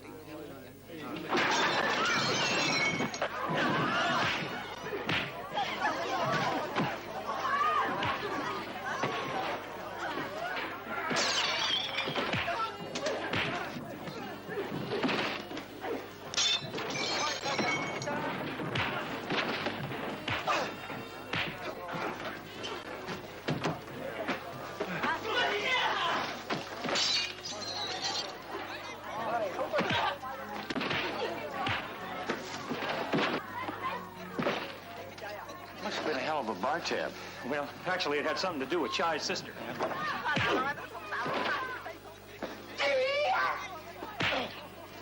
Bye, Chai.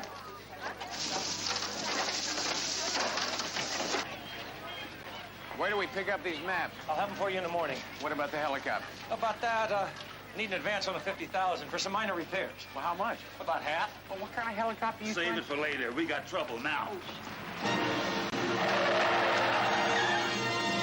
Going my way?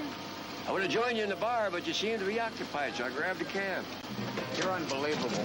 People have been telling me that for years.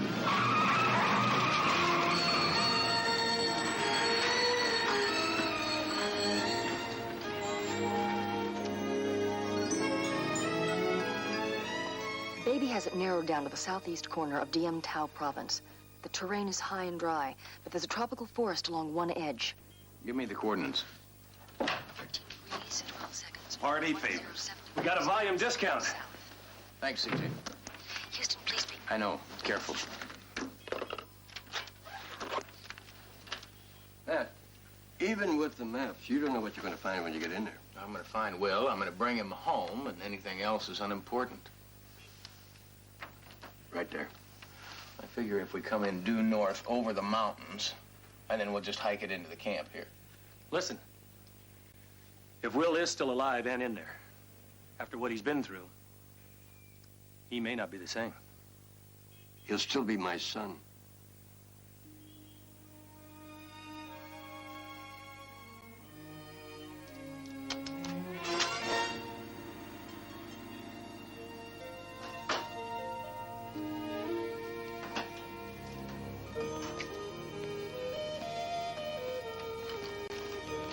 That's the last of it. Are you sure you can trust this guy? Chung? Nobody trusts Chung.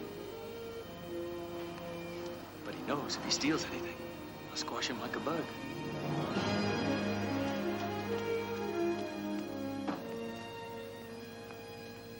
I remember the Christmas we came to visit you in Texas. You and Will got lost in the woods behind your daddy's house. You were 5 years old and really scared. Some feelings never change.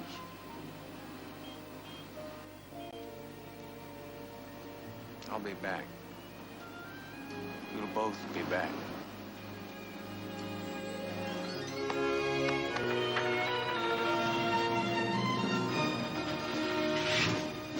Put the champagne on ice, Roy. And tell the girls down at the bar to get ready for a party. Hit it.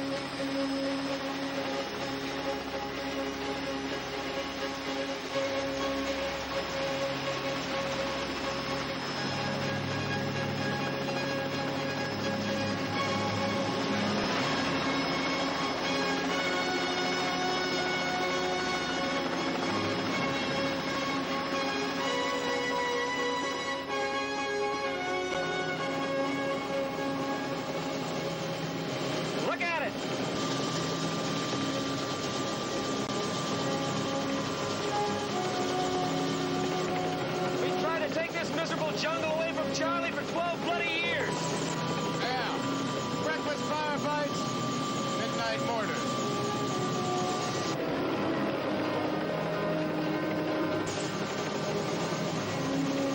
In some ways, this is home.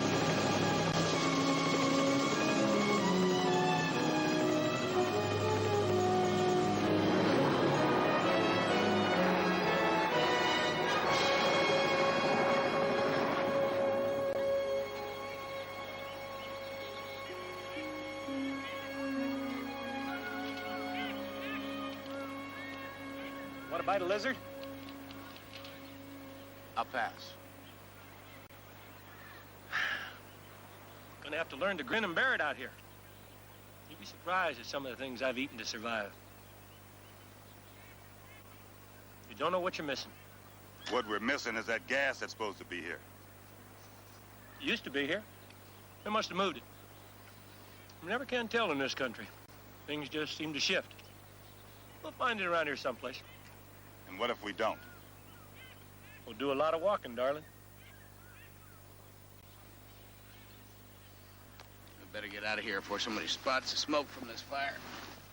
I wouldn't worry about that. There's lousy farming country. Now, there aren't many villages. Without the villages to plunder, the government troops, rebels and bandits, it's got no reason to come around here.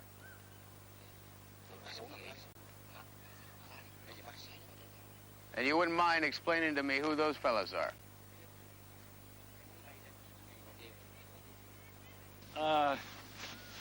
Well, mercenaries, maybe? Or rebels? Okay. So, sometimes I'm wrong. What do they want? Food, money, guns, ammunition. The helicopter, our clothes, our boots, our wristwatches, the gold out of our teeth. I don't think they're stupid enough to try anything. There's only 4 of them. Make that 8. Make that an even dozen. Well, looks like we're gonna have us a little warm-up, boys and girls. The only warm-up we're gonna have is you warming up the chopper. Two Mean and I'll keep busy. Suit yourself.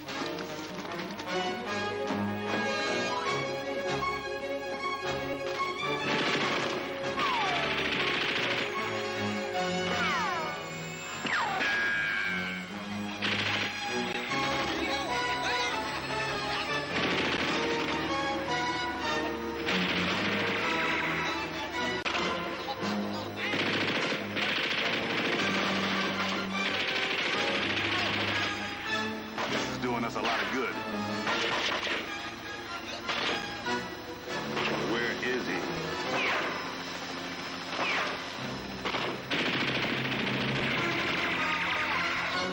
Fight's over before it got started.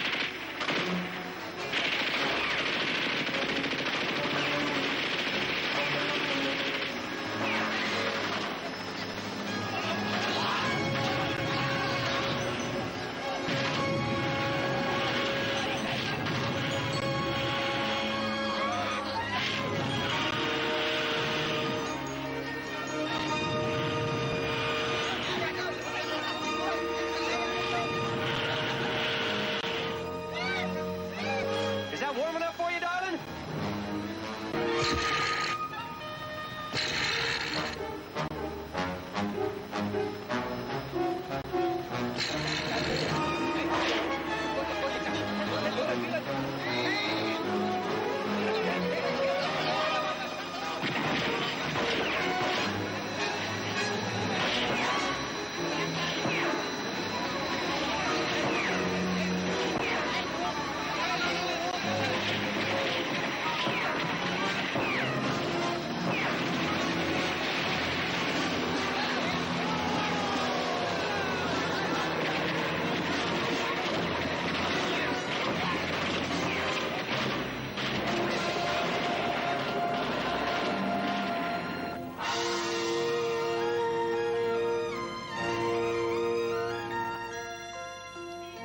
You and your American friends are partners with the mercenary McKay.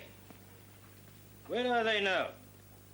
Oh, they went bird hunting. In a helicopter? Some birds fly. Mr. Houston, I don't know what Mr. McKay told you, but he is wanted by nearly every government in Southeast Asia. The Chinese for smuggling national treasures out of Beijing, the Laotians for selling arms to terrorists. And the tithes for misappropriating government funds. Seems our friend here gave Andy 10,000 American dollars to procure several black market erotic films, which he's yet to deliver. You have no jurisdiction here. And you have no right to hold an American citizen for questioning without notifying his embassy. Let's get out of here. I warn both of you. If you try to prevent us from evening up accounts with Mr. McKay. That reminds me. Oh, we're even.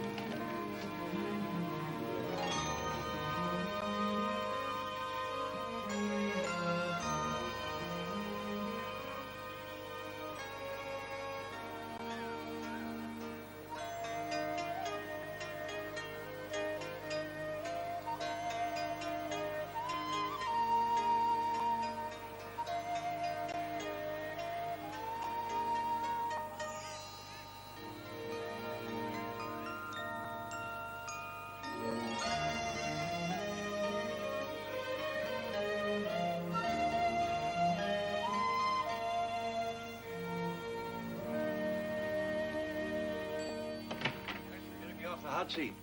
I think I owed it to you. I wish I could do more. I was sent over here to check up on you. But I don't agree with Decker and his government issue mentality. It's a shame more people don't feel the way you do. Tell me, from what Kai said, is Andy McKay really in that much trouble? Mr. Houston, Andy McKay may be trouble itself.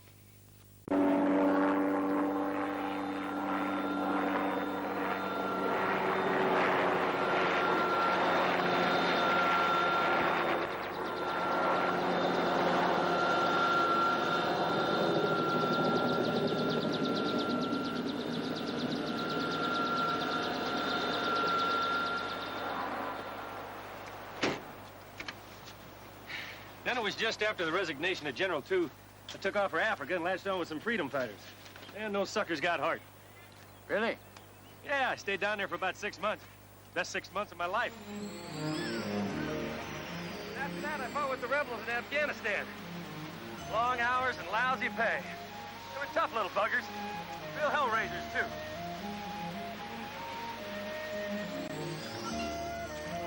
Then a little for both sides in Chad. Some reconnaissance for the CIA in China. Some gun running in the Caribbean. But you always came back to Nam. Yeah. Guess I'm an addict. Or a fool. Or both.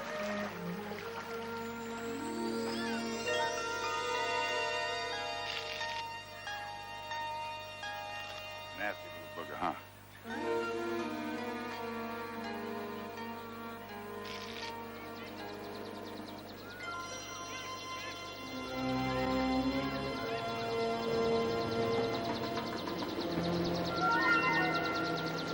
There it is. Yeah.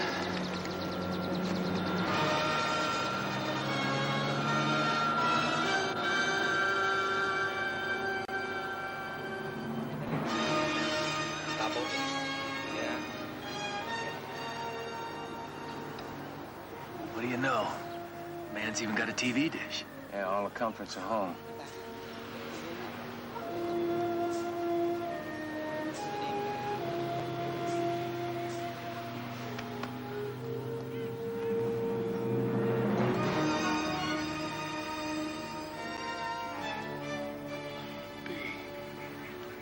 That must be Tara. He really built the damn thing. Pretty as a picture, ain't she?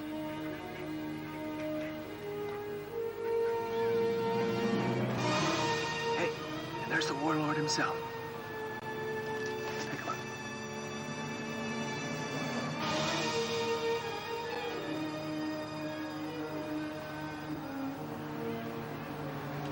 We'll get Will out of here, Houston. If he's still alive. What's so funny?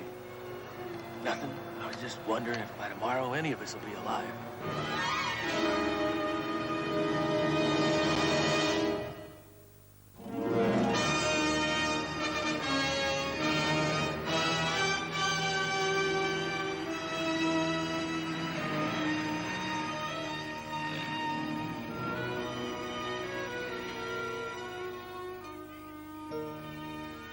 Judging by the guards and the bars, Will must be in there. All we gotta do is create a diversion so we can get in and get him out and not fight the whole outfit.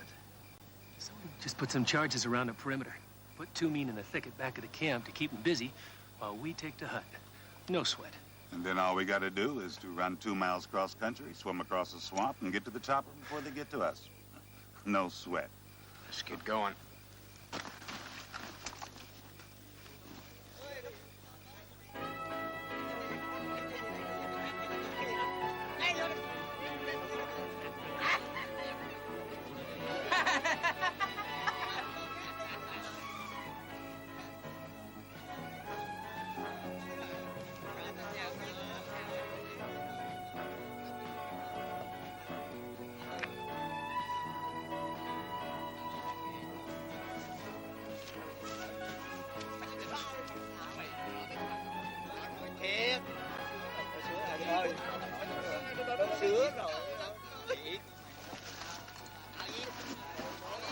This ought to be just fine.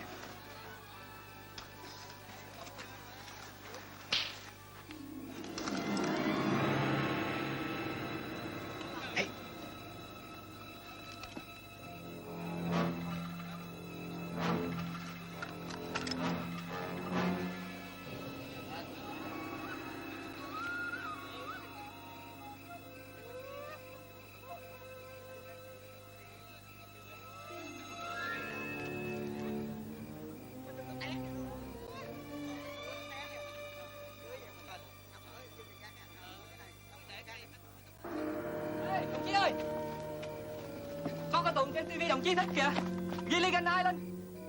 Cảm ơn đồng chí, tôi thích thằng cha đó lắm. Hey Skipper.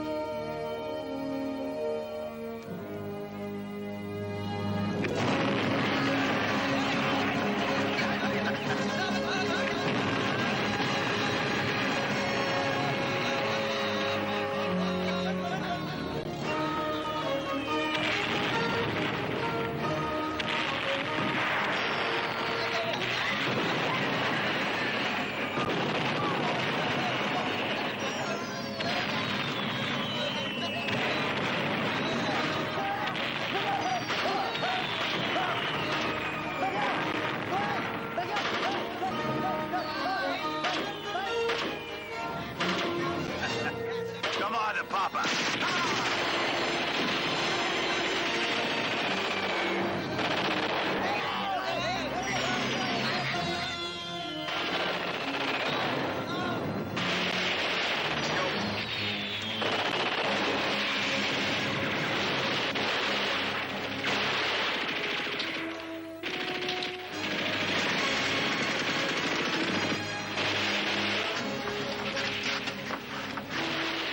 Sweetheart, I'll cover you.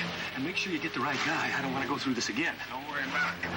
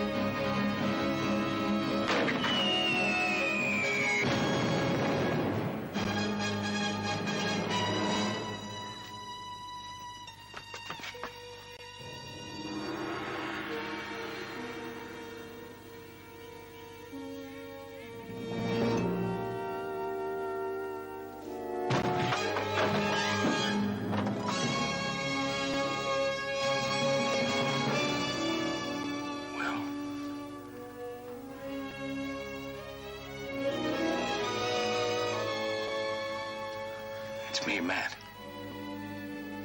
My God. I told you I'd come back for you, didn't I?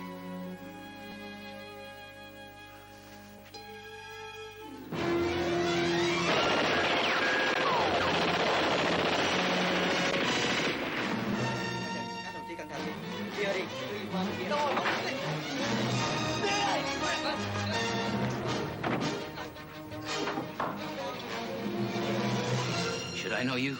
No, and in another couple of minutes, you're never even going to get the chance to meet me. About a 2-mile sprint to the helicopter. Not through that door.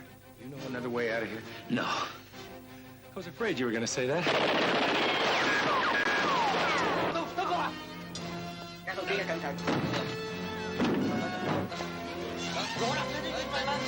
Hồi nào?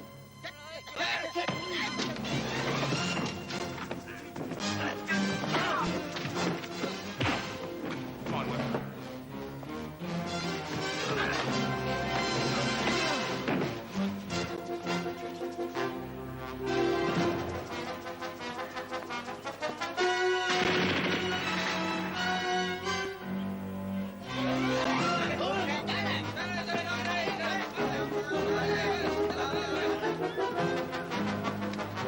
Best defense you've ever played. Yeah, but it's going to be a hell of a race to the end zone.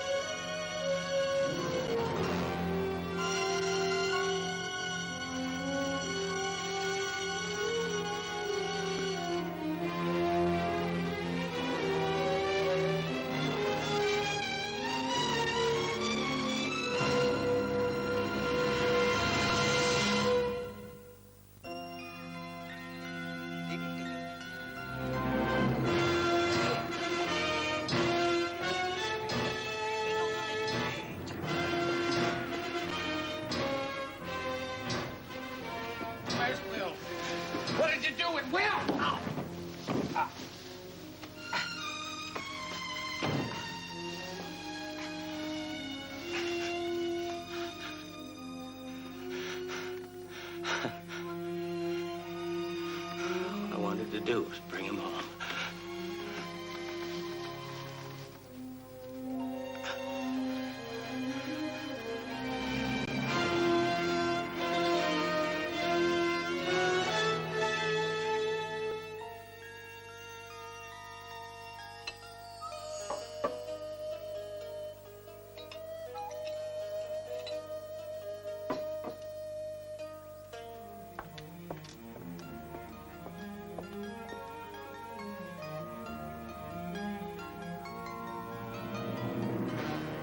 And you're certain this man, this Houston, is worth millions of dollars.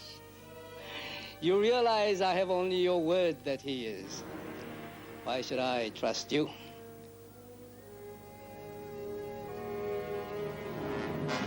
You should trust me because you have in your possession something that I consider pretty valuable. My life. And if you do what I'm telling you, you'll be $10 million richer.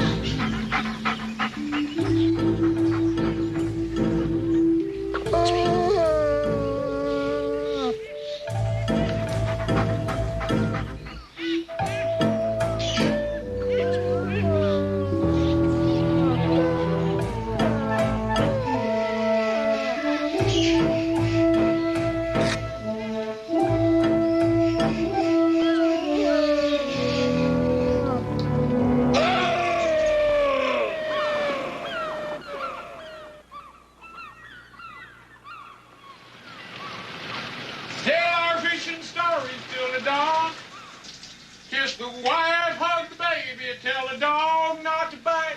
Now that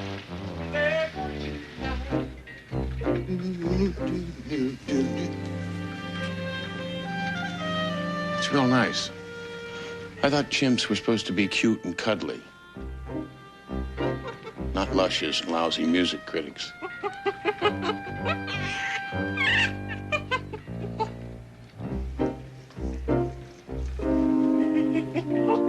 Well, come on.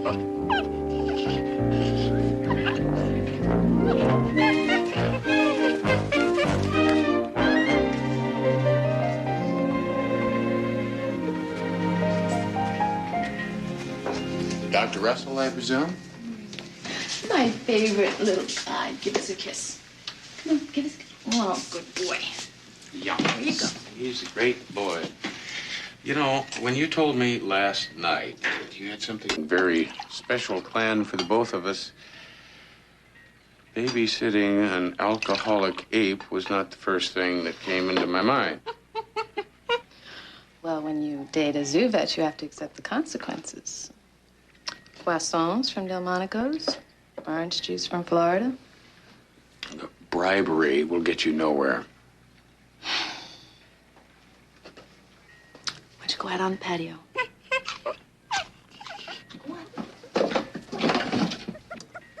Dylan is back, and he'll take care of Mickey from now on. And we can plan something very special for tonight. Oh. Alone? Alone. I like that kind of bribery. You know, as a matter of fact, the best thing...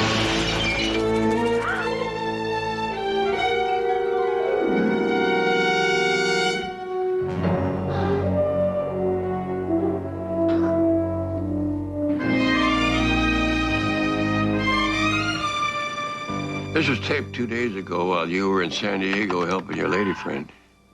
It was in this Los Angeles courthouse today that Judge Malcolm Granger, citing a technicality, overturned the murder conviction of the accused assassin known as Andre. This was the scene 6 months ago at the Los Angeles Sister City pageant. The most beautiful girls in the world had come to Los Angeles to celebrate the 20th anniversary of the event. Peaceful, serene, and then terror struck. Shots rang out. The intended victim, an oil magnate, narrowly escaped death. Minutes later, Private Detective Matt Houston had the accused assassin in custody. Don't worry, CJ. It's going to be all right. No, it isn't. He said he was going to be out in 6 months, and he is. Then he said he was going to come after you, Houston. 2 days. Didn't waste much time. If it was he who left that calling card at your place. Oh, it was him. Following his conviction, the assassin hired attorney Leland Roos to file an appeal. And here comes Judge Granger now, who today ruled that the convicted man's civil rights had indeed been violated. Judge Granger, any comment? I'm just pleased that the system works to uphold our basic freedoms. Excuse me, all.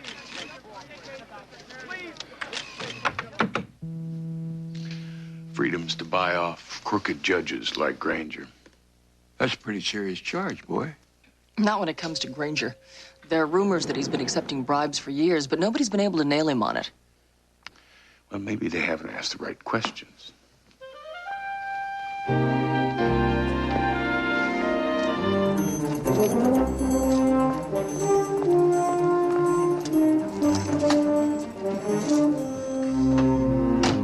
Home, Francis?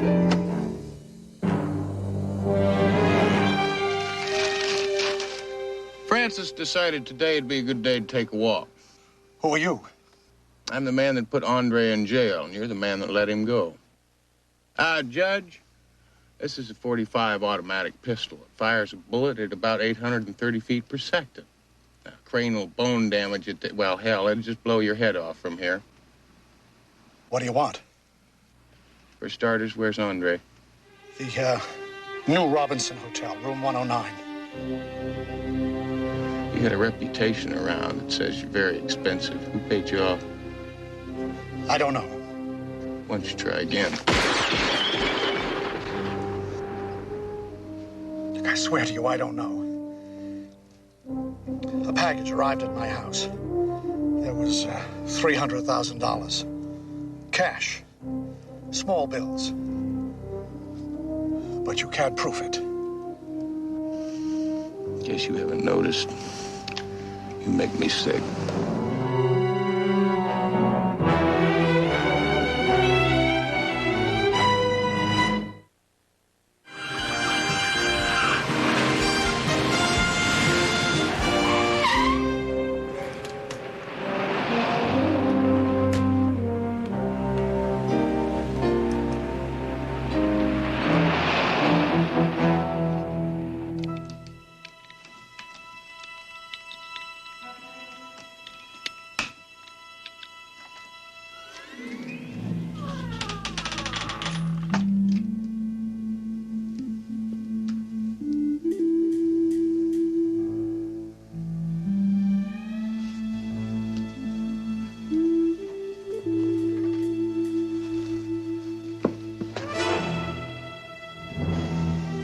Lloyd, what are you doing here? Somebody tipped us off. A certain somebody who claimed some hotshot PI stuck a 45 where it didn't belong and gave him an impromptu lesson in ballistics. I don't know what you're talking about. You realize this is breaking and entering and also illegal search and seizure? Well, it's just search right now. We haven't seized anything yet. Certainly wouldn't want to deprive the Wolfman of any of his rights now, would we?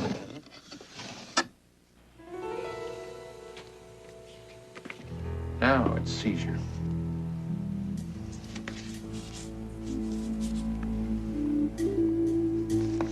This is what I was afraid of.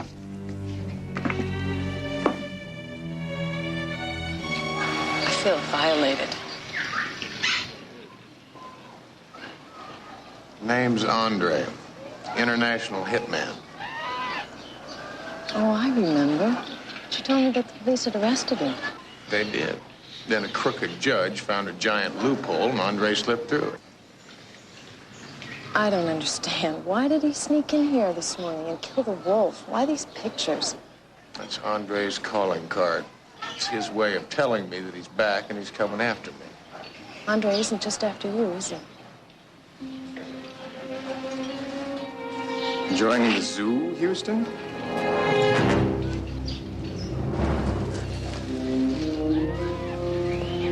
Just thought I'd exercise my right as a free citizen to see the zoo, that's all. Don't you save it for the judges and lawyers?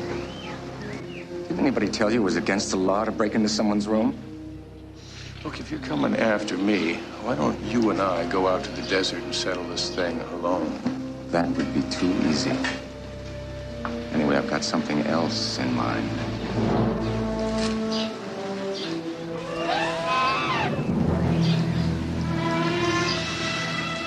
You better stay away from her. Maybe I will. And then again, maybe I won't. I'll be seeing you, Houston. Bye.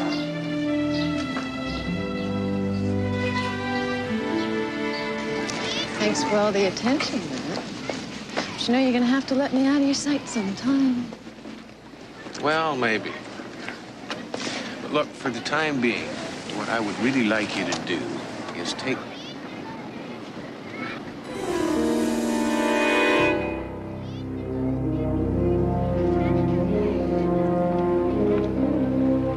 Go to your car.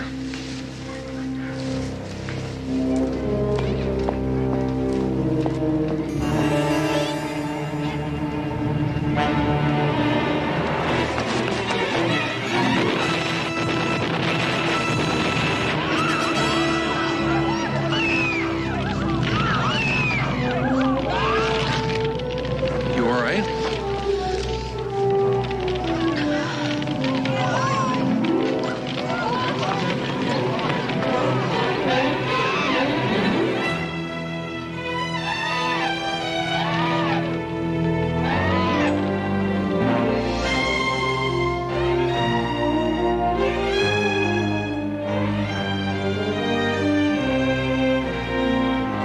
No wonder you have ulcers.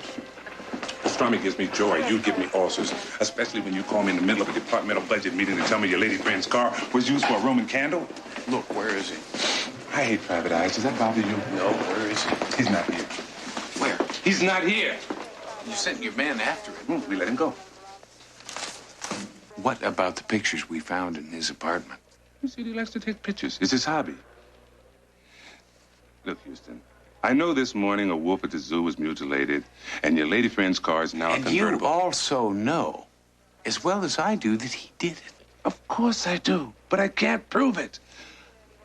The lab boys went over that car twice. No fingerprints, no evidence, no witnesses. Nobody saw anyone near her car all day. Andre threw that in our face all afternoon.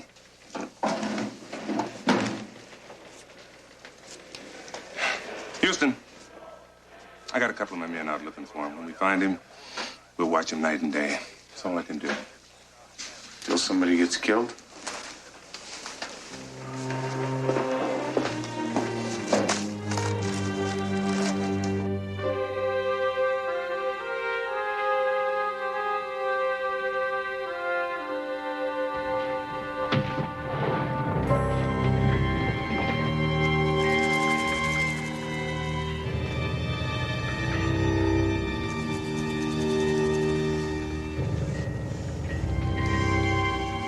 Houston. Houston.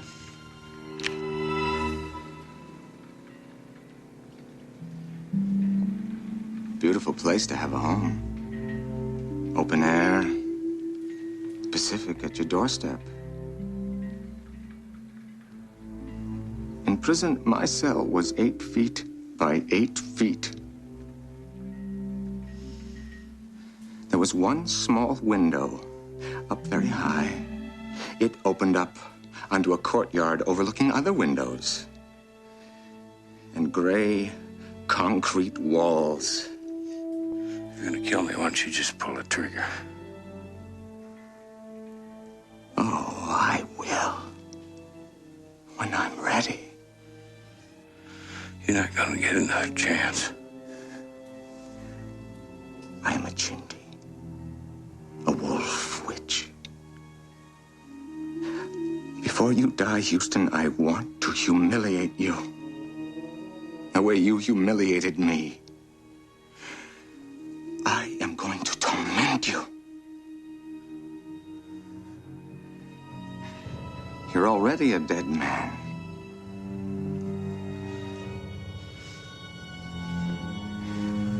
And I'm going to kill you when I'm ready.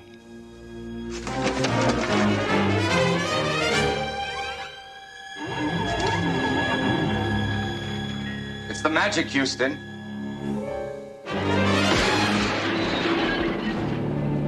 He's seeing you.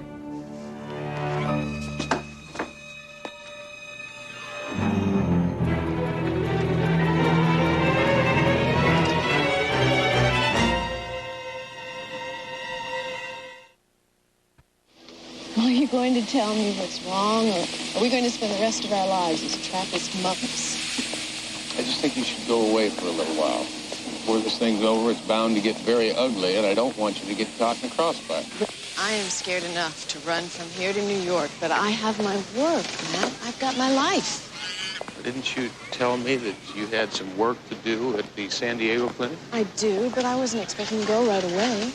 Well, don't leave on my account. I just love zoos. Get back to the clinic. Matt, I don't want to... Just please do what I say.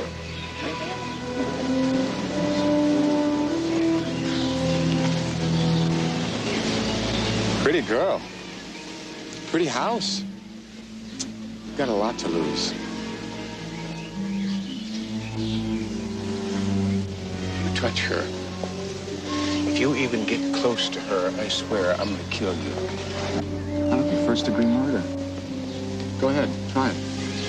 You'll try, but you'll never kill me. Time, Houston, I want you to know what time feels like. Like the 6 months I spent in prison, where every day was like a new bad dream. I want to terrorize your soul. I want to haunt you the way you've been haunting me. I want to bleed you dry. And then, when I do make my move, the girl, she'll die first.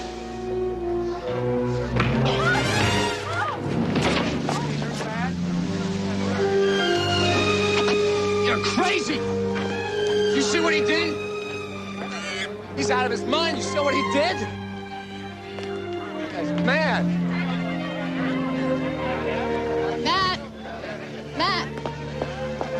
Matt, there was a message in my office. Your Uncle Roy was hit pay dirt on the Wolfman.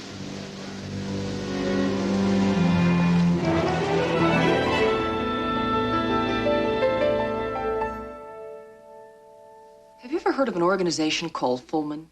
Not exactly, but if my high school Latin course serves me correct, it means thunderbolt. And a very appropriate name for a group of assassins who've been raining terror throughout Europe, Africa, and the Middle East. Assassins like Andre. He was their prize about 3 years ago. And he was trained at this base just inside the Libyan border. It's a specialty training camp. They teach killers to know more about their target than the target knows about himself. When the assassin is done with the program, they put him on the shelf, pay him well, semi-retirement until it's time to activate him. But it must be time for Andre to hit his target. Yeah, it looks that way. My friends can't give me a name, but they think that the target will be the head of a state in the Middle East. I thought we might ask this man, Yaqub Elias, former Iraqi terrorist, now part of Fullman's middle management. His cover imports Persian rugs. Where's he fit in? He met with Andre while he was in jail. 2 days later, $300,000 was delivered to Judge Granger. So that means that Elias brought the money to pay off the judge. And it's also very possible that he brought Andre his marching orders from Fullman. And if we find out what they are, we're liable to have enough evidence to put Andre back in jail.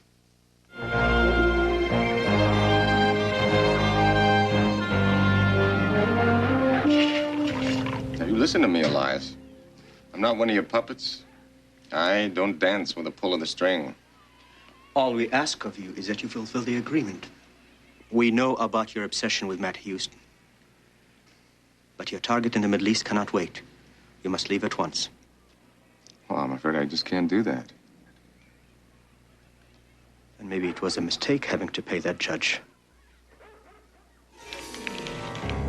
A mistake that will have to be rectified. Don't threaten me. When Fullman finds out about this insubordination, they'll come after you. You don't understand. I'm out of control. I've gone over the edge.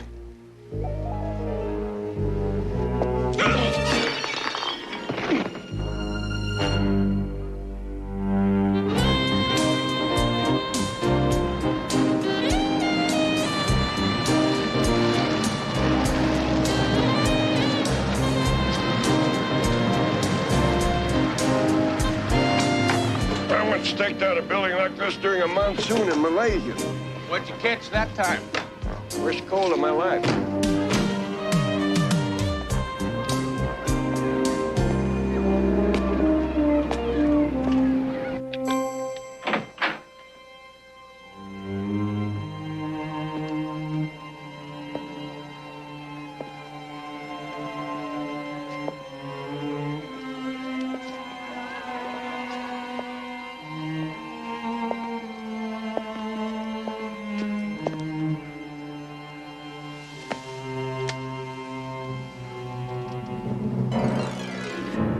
Over here, Matlock.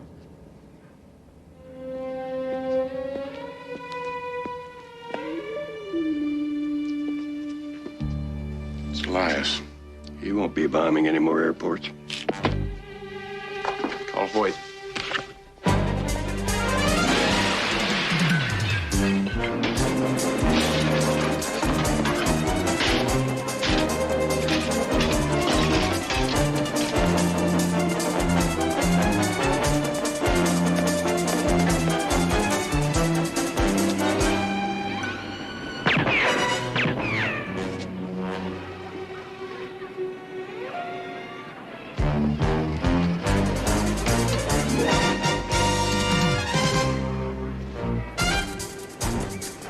Got no place left to run.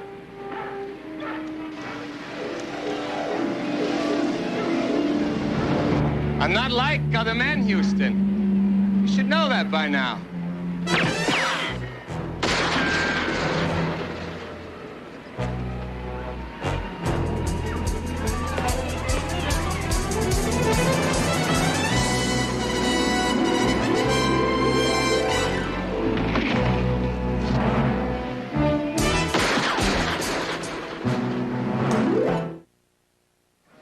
He is still out there. Now, he said he was going to kill me, and I got to find him. That's exactly what he wants you to do. You've got to stop playing by his rules. I want to turn this town upside down. I want to find him. You won't have to look far. You have to be at City Hall, 4 o'clock this afternoon. Andre and Judge Granger want to have a talk with you.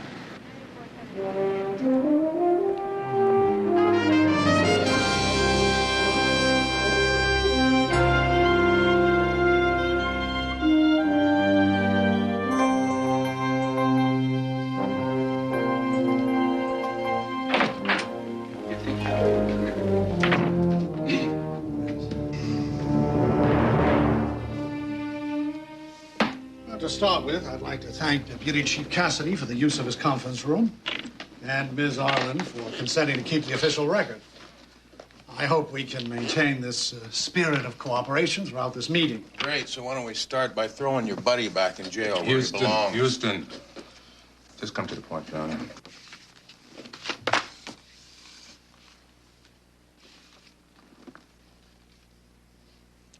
Restraining order? Executed this morning at the behest of the plaintiff's attorney. Come within 100 yards of him now, Mr. Houston, and I'll be forced to issue a warrant for your arrest. I'll see that Houston abides by the order, Your Honor. Good. And I trust you won't mind obeying your own restraining order. Call off those plainclothesmen you've had tailing this man. I'm not gonna let up on you. That in the transcript, Miss Arlen. Good day, gentlemen.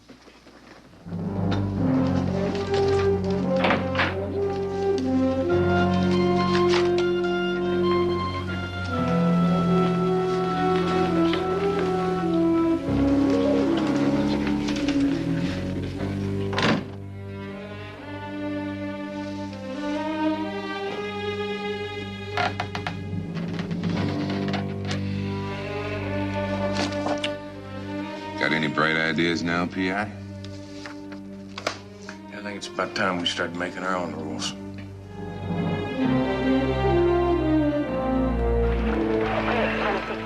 You're running scared, White, just like everybody else. Houston, get smart. Andre got you by the Bill of Rights. You testified against him and you lost. You were seen threatening him. You were seen assaulting him without provocation. Now do me a favor. Get out of my sight. Glad.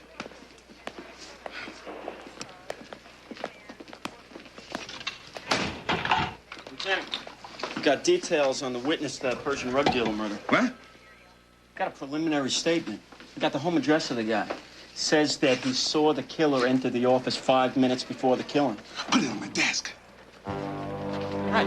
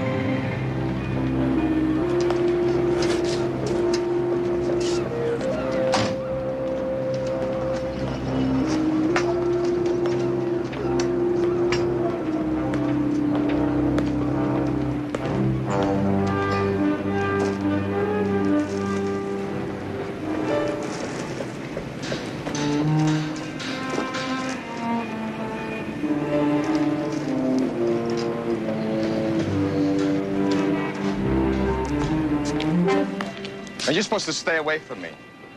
So sue me. You have the right to remain silent. Anything you say will and can be held against you in the court of law. Now, look, I was just out walking. Shut up. You have the right to talk to a lawyer and have him present while you are being questioned. If you cannot afford to hire a lawyer, one will be appointed to represent you before any question if you wish. You can decide any time to exercise these rights. Just out walking, you 22 with a make any silencer? statements. Do you understand each of these rights? Have it, as I've explained them to you, have these rights in mind? Do you wish to talk to us now? This is entrapment. No, it's a whole new ball game. You recognize this, Lieutenant? Well, if I didn't know any better, I guess you were searching through some papers on my desk. Luckily, I have a hidden video camera there.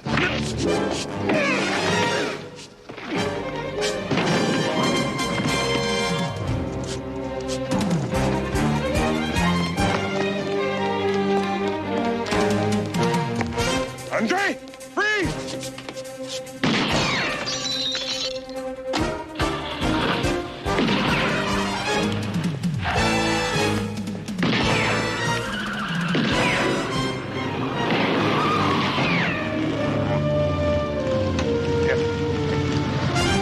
I need your bike. Hey, get out of here. Come on, it's police business, Hoyt. Oh, man. Hey, it's in gear and it sticks in third. You know how to handle that thing?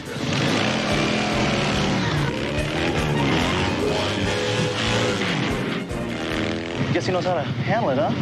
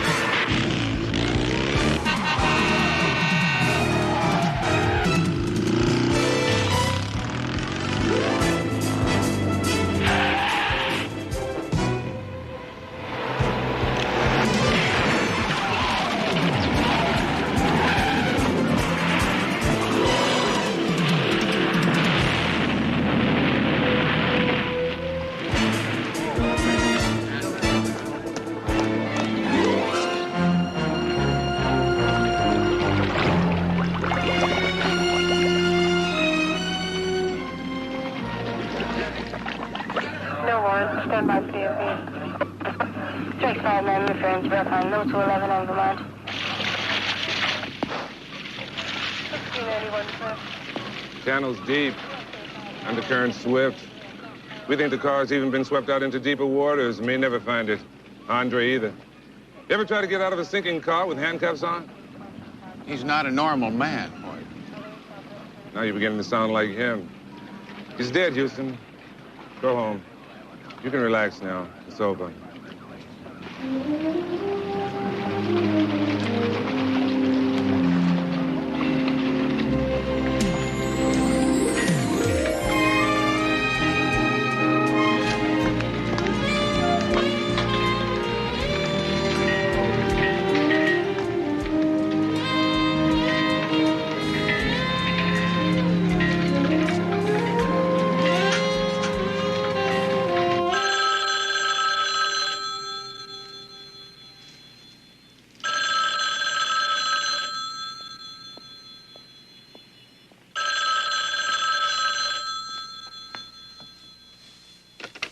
Hello? Hi, it's me. Well, you know, I was just thinking about you. I got your message this morning that Andre's dead. And all's clear, so I caught the first plane back. I missed you. Get out of there as fast as you can. What are you talking about? I didn't leave any messages to you in San Diego. I never I called. told you I was immortal. Come and get her, Houston. Alone. If you hurt her... The old zoo. 1 hour. All right, I'll be there.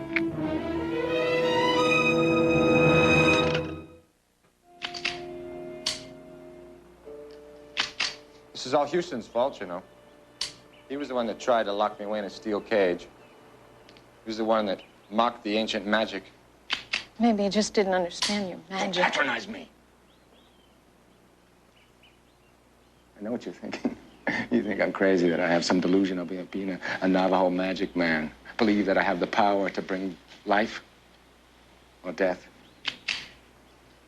Perhaps you'd like to test that power. You're gonna kill me. Why don't you just get it over with? Maybe I don't want to kill you. Maybe I just want to make sure that Houston comes to the rescue so that I can kill him. He'll be here. I'm counting on it. Last night, I knelt down facing north and prayed to the Master Destroyer to give me protection against the weapons of my enemies. You see, the ancient way dictates that the wolf witch who does not seek revenge loses his power. And if I lose my power, I'll die. Let me go. When Houston is dead.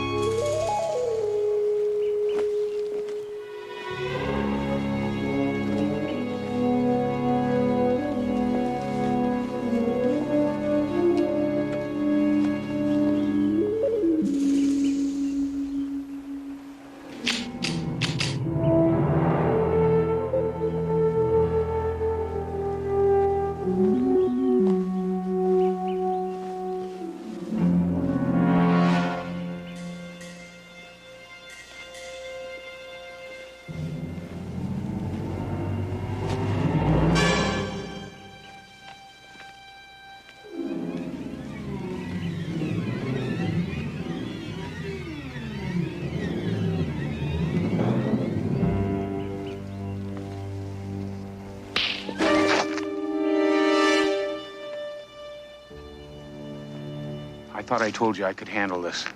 That Andre fella's led a real charmed life for too long a time. Well, he's not going to be very charmed when I get finished with him. Now, this is my fight. Stay out of it, all right? You that tired of living, boy? No, I'm just tired of being scared. I'm very tired of being pushed around.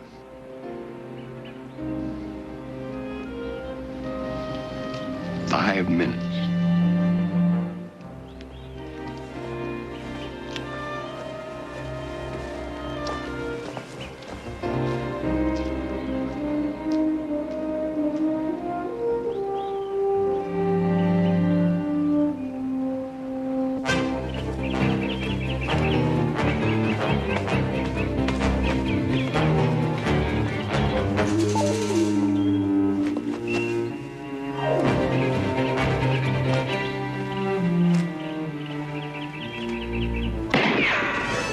Guess who's been waiting?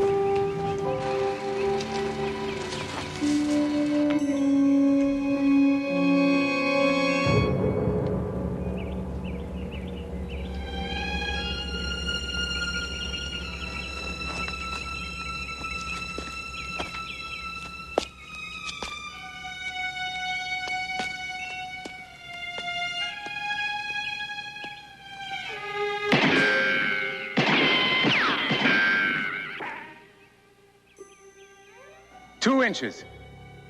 The distance between the bars of a cell. Now you know what it's like to have someone else control your life. Hey, you better go check on your friend. She may already be dead.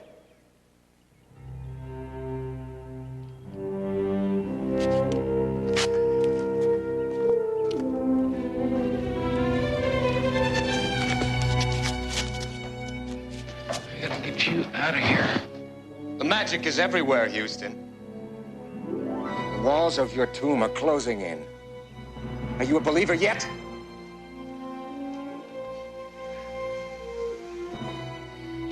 Well, I believed you when you told me you'd let her go if I did everything you asked. And I'm a man of my word.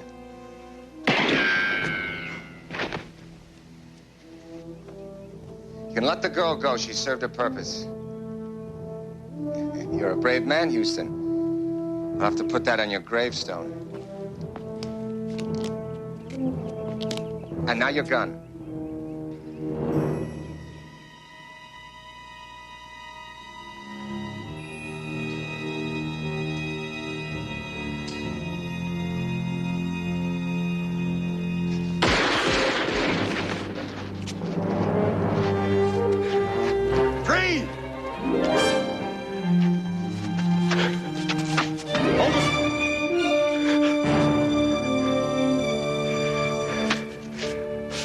Some of your chindi wolf magic now, huh? You're seeing it, Houston. A bullet inside me. I can feel the hot metal, and still I stand.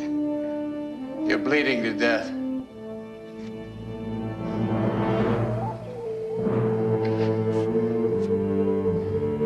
Behold the power of the wolf witch of the chindi. You're going to see it manifest itself in me again.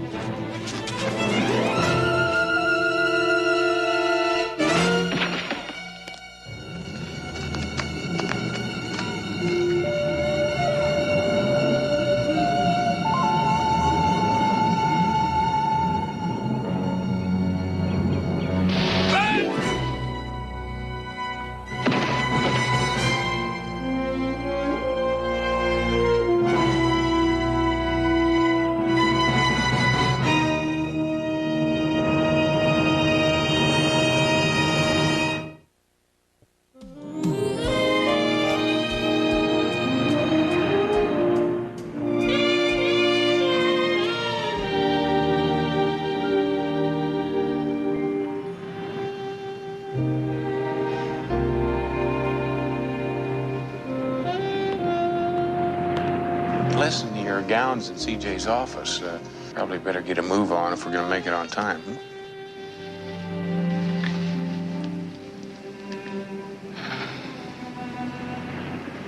Matt, I can't make it.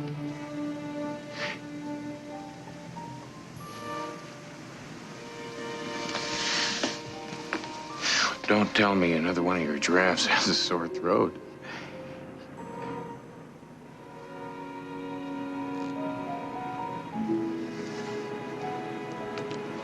I'm losing you, huh?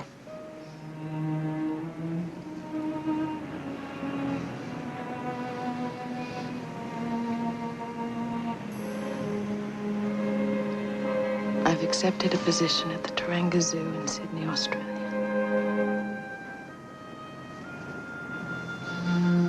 Couldn't have picked a place that's further away.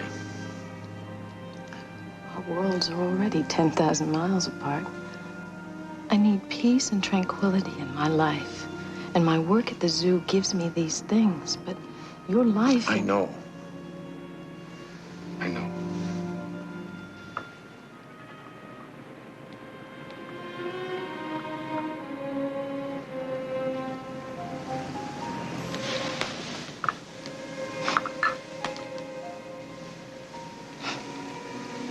hate me.